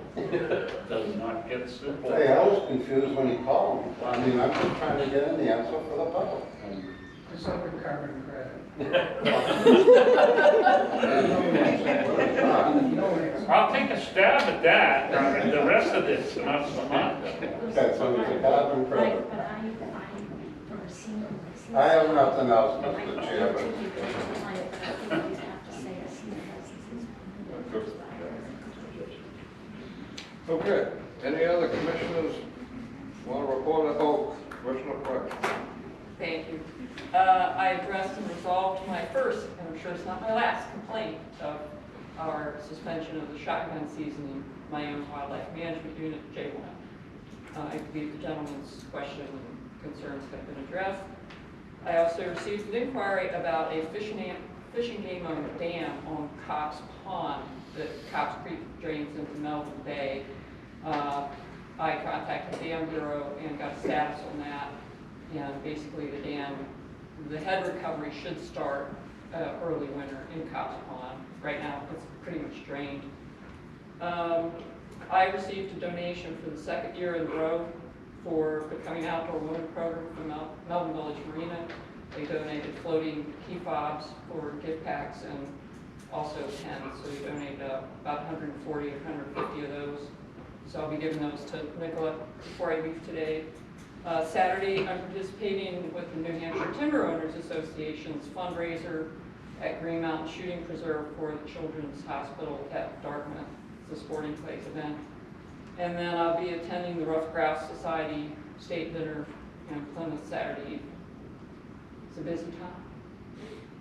That's it. Commissioner Rose.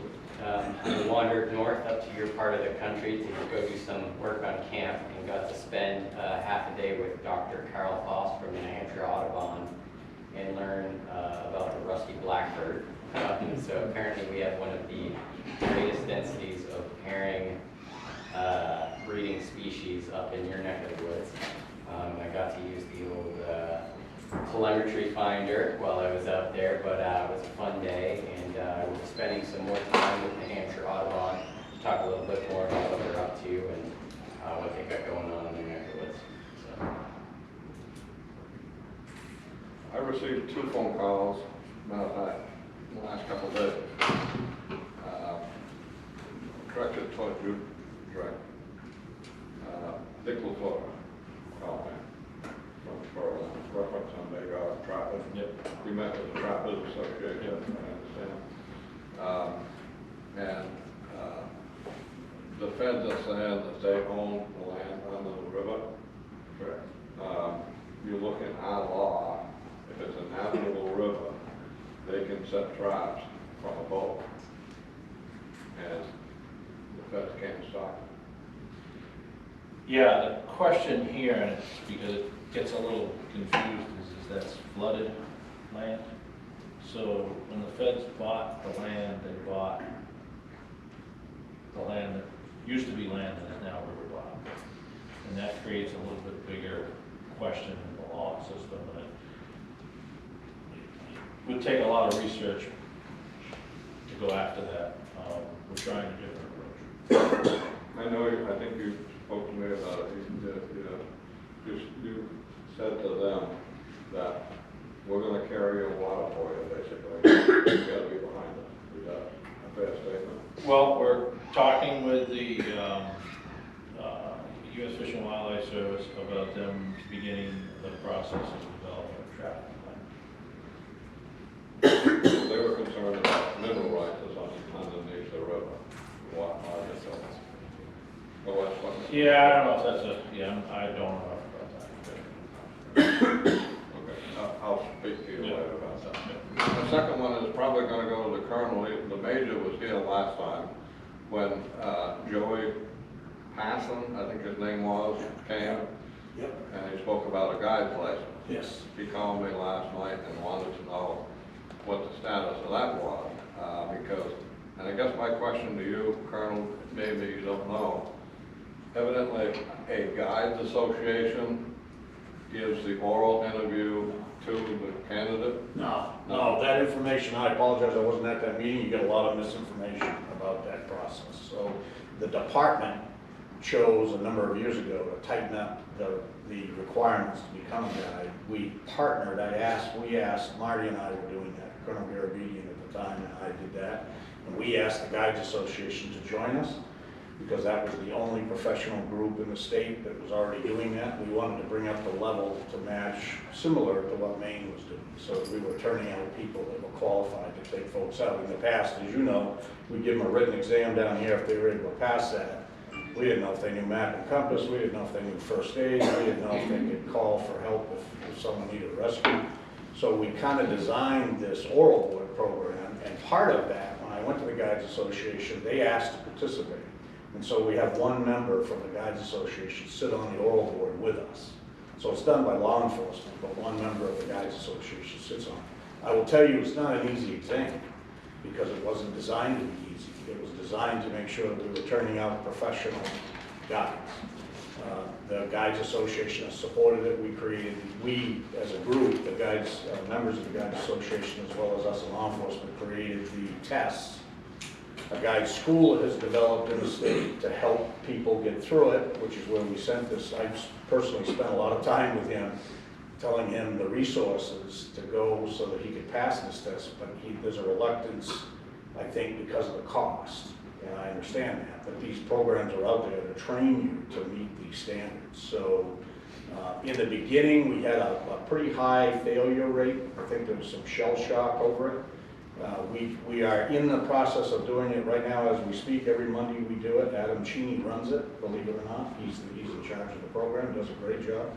Last Monday, they gave 6 oral boards and 5 of the oral applicants passed. So we're seeing a greater success rate. But to say that the Guides Association is running is not accurate. They're one member of a 4-panel or 3-panel oral board that puts it on. And it's very similar to Maine. We put them in scenarios. We have various tests that we use because the guide school and some of these applicants are going back with after you do these tests so often, they come back with the answers because they memorize. We have a nomenclature part where they actually handle a firearm. Very important that if you're going to turn them loose to bring people out, I want to make sure they can handle a firearm safely. You'd be amazed at what we see in that. So it's a very good program. I think it's managed very well. There are some people who can't get through it, and I understand that frustration, but there are resources available to provide that to them to come back and take it again. And so I very much encourage the commission to support it and have it continue. But it's not run by the Guides, so it's just run by us. He said he took a course of SOAP, First aid course. For first aid, but he Yes. said when he failed, they wouldn't tell him what part he failed in. Yeah, so we used to, in the beginning when I was doing it, we would tell folks, so it's 3 sections. It's map and compass or charts, depending on what you're going to do. And then it's a hunting or a fishing scenario, depending on which guide's field you're going to enter. And then there's a first aid and or search and rescue. We give a scenario, put them in a live scenario and say, what would you do? What's your next plan? How would you do this? So we used to tell them at the end of that what part they failed. That kind of defeated the purpose of the test because all they had to do is come back and say something that we told them the next time when they get through it. So we decided not to do that. So what we do now, what they do now is they will get someone, they'll do a segment of it, turn that person out in the hallway, they'll score it, bring the person back in, and they'll say, you failed the map and compass piece of it. Here's some resources to go retake this. You have to be familiar with some of the things that we showed you. They want us to discuss the exact thing they missed. We don't want to do that because we reuse some of these tests, so we stopped doing that. So there's a little bit of frustration. The fact of the matter is, what I always told them, if you know the material, I shouldn't have to tell you what you failed. The goal is to make sure you know the material when you come in. And I don't mind telling you fail map and compass, that's your weak spot, go back and train for that. And we let them fail twice. They can come back the next time that we do it 4 times a year. If they fail the second time, they have to go through the whole process again, retake the written exam and then go through the oral board, because in the beginning, we were backing them up too much. We don't have that problem now because the majority of them pass, so. Like I said, we're on our second Monday, I have 4 Mondays coming full of oral boards. So there's a lot of people getting through it. The thought process is we're trying to fail people. We have no interest in that. I think we have a good guides association. I think we have a level of professional people now that we've never had before. He was leading me to believe that a guides association was running the oral. Right. Yeah. He spoke to Commissioner Price before. I come from her area. Right. And said that. I got the call, Chair, 2 days ago also. Yeah, he indicated, I spoke with him on numerous occasions, he indicated that he was gonna call the commissioners. I encouraged him to do that, I never tell him not to do that, but there, it was made very clear to him, as it has been to others, how it started, why it started, and why we run it the way we do. It's done in partnership with the Guides Association. That also is very important, I think. We don't do any promotion of the Guides Association. We don't encourage them to join. That's not our job. But having them a part of, having an actual guide on the oral board, I think, takes away from the argument that law enforcement doesn't want anybody out there, because you've got law enforcement and a civilian guide here going through it.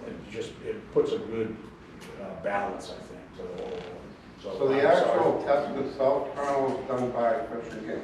Say that again?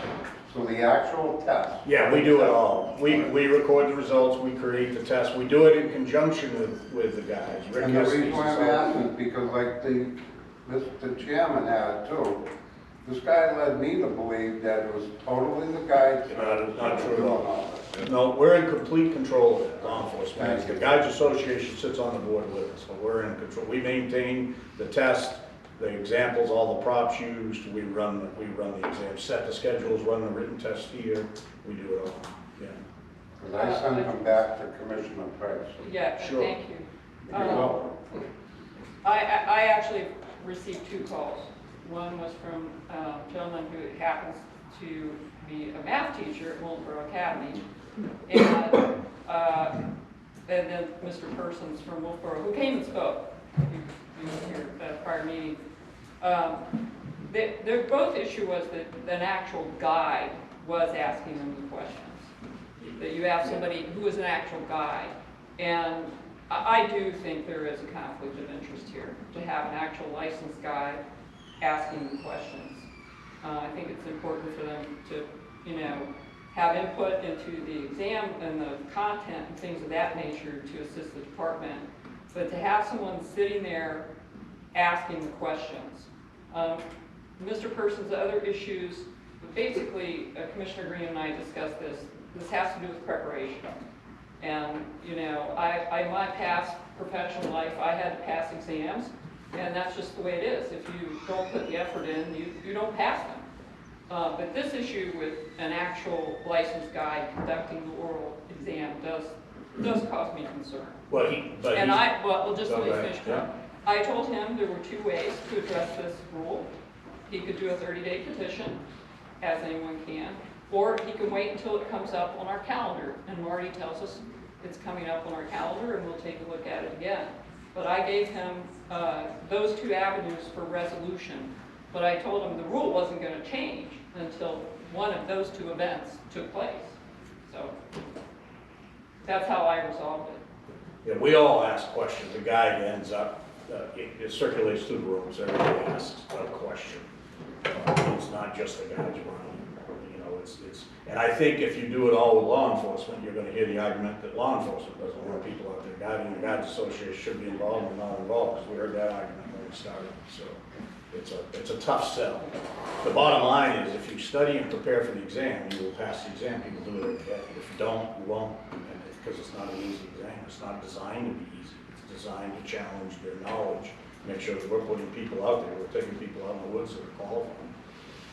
And I think a guide being a part of that is important, because they actually do that. There's a lot of questions and exchange between applicants and an actual guide. you know, relating to clients and actual instances in the woods that we wouldn't have, I wouldn't have the knowledge to answer, because I don't take people out guiding, I don't guide people hunting or fishing, so that's a valuable resource. Thank you. Yes, sir. Oh, Do you have metrics? What is the failure rate? And like the percentage of first time pass or anything? Yeah, I can put something together. I don't have that for you. I know in the beginning it was pretty high, the failure rate. I think that's become greatly reduced now because these resources have come and we're providing that. People are figuring it out and they're going to these, so the pass rate is much better. Like a good example was yesterday, we had one failure out of 5, I think. I wouldn't say I would want the metrics right now, but if we have a petition or we have Sure. a rulemaking come up, that's what I would Sure. ask you.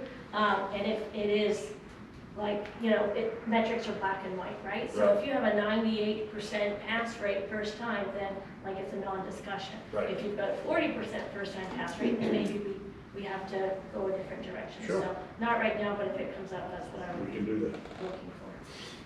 Thank you, Carl. Yes, sir. Any further commission reports? Director's report. I attended 2 retirement parties for 2 of our long-term staff since our last commission meeting. We did see a flourish of retirements, post pay raise. We still have a few more going out this month, but I think that will slow down a little bit. I don't know whether, have I missed hearing anything that I should hear? Lee? No. So I think hopefully things will slow down a little bit. This time of year, the governor and council meetings are on the road, so they go to 5 councilors, pick locations, and the governor, I believe, picks a 6th location. And the first council meeting on the road was down at the Woodman Museum in Dover. If you haven't been there, it is a very interesting natural science exhibit. So a lot of artifacts, including a lot of stuffed animals, a lot of mineral exhibits, etc. And probably one of the most interesting parts of it is the last mountain lion that was shot in New Hampshire. And it was shot in Lee, New Hampshire. I also attended the bill signing of all bills that the governor requested was House Bill 119, which was the one on expansion of slaughtering, being able to do on-farm slaughters for red deer and elk. And that was signed at Henry Ahern's farm in Ashland. Henry is a red deer farmer. I've known him for years through Farm Bureau. Very active gentleman. And it was a fun afternoon with the governor and the Commissioner of Agriculture. I attended the board meeting of the New Hampshire Trappers Association. I am trying to get off to their rendezvous this month. And one thing, I don't usually go forward, but Labor Day weekend is coming upon us soon, and Fish and Game will have booths at both the Hopkins Fair and the Lancaster Fair. So if you're in the neighborhood, stop in and say hi. That's it. Hearing of the public. Who out there would wish to speak to us? We don't bite. Yes, ma'am. Hey, Linda Raymond. Last month, Commissioner Price encouraged people to donate to the non-game program. Linda, could you come to the microphone? I don't have time here. Please.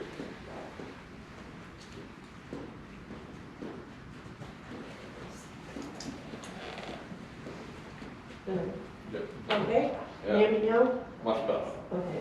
Well, last month, Commissioner Price brought up the fact that hunters, trappers, in fishing license fees, they do not go into the non-game program.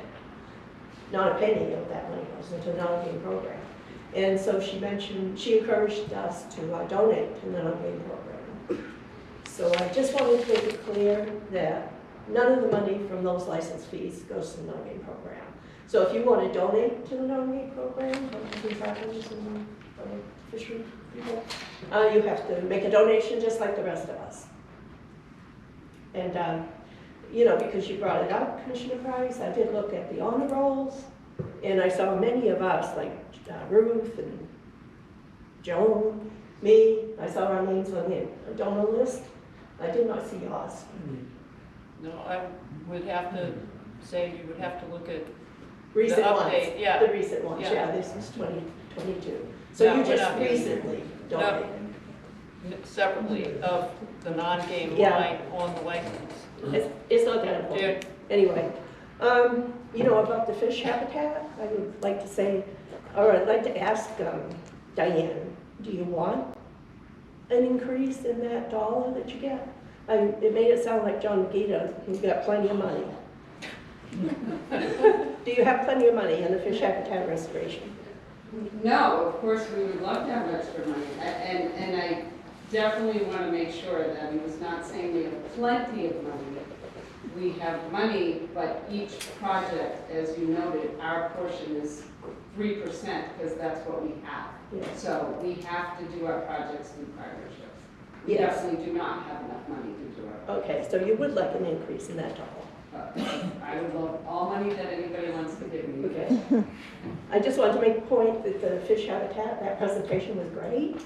You know, it's really nice to see all those big brooks and streams. And as we know, fish hatcheries pollute. Even the best fish hatcheries, all fish hatcheries pollute. And I just wanted to say that. We should do more for fish habitat restoration rather than the fish hatcheries. Thank you. Thank you. Mr. Conlon? May I speak for a minute? Yeah, could you come to the microphone too, please? You have such a soft Voice, yeah, I know. Don't I value it? My name is Bill Crowley, I'm a former commissioner. And I'm the guy that put in the habitat and the fisheries bill, House Bill 747 in 1997. I usually start out, some commissioners and myself, we worked on the idea. I worked on it prior in Massachusetts. We started out at $5. They almost threw us out of the legislative office building. We said $5. So we started one of our famous lawmakers here, a fellow by the name of Henry Block, was chairman of the committee. He said, "My God, we can't put money like that here." So he immediately cut the honey one down to $2.50. And the 50 cents was going to go to the clerk, so and $2 to Fish and Game. Then he said it's not fair to have fisheries any more than $1. So I said that's crazy. They all voted against it. And they went down to the issue and come out of committee 12-0 for those fees. And we tried 2 or 3 times after that, and it's a real big block on the legislature. They don't want to go up on that. It's people going fishing. Most people should be able to fish for nothing. So I think if you're going to try that, we tried it a couple of times. Pretty much told them, no, it's not going to happen. You're laughing. I think you were on one of those committees. But anyways, that's what's happened. We tried several times, but we talked to people ahead of time, and they said no. Now, we first started, we had the president of the Senate on the bill, we had the speaker of the House, we had the minority leader. We did our work ahead of time. We tried to do our work ahead of time to get an increase. No way. Couldn't get commitments. And so we just quit on it. Want to go for it, I'm all for it. We don't pay enough now, $25 for federal duck stamp, stuff like that. But I'm over 68, so I don't have to worry. I got my free license to get in before 64. just now. I'm just there, just there. Thank you. Thank you. Anyone else?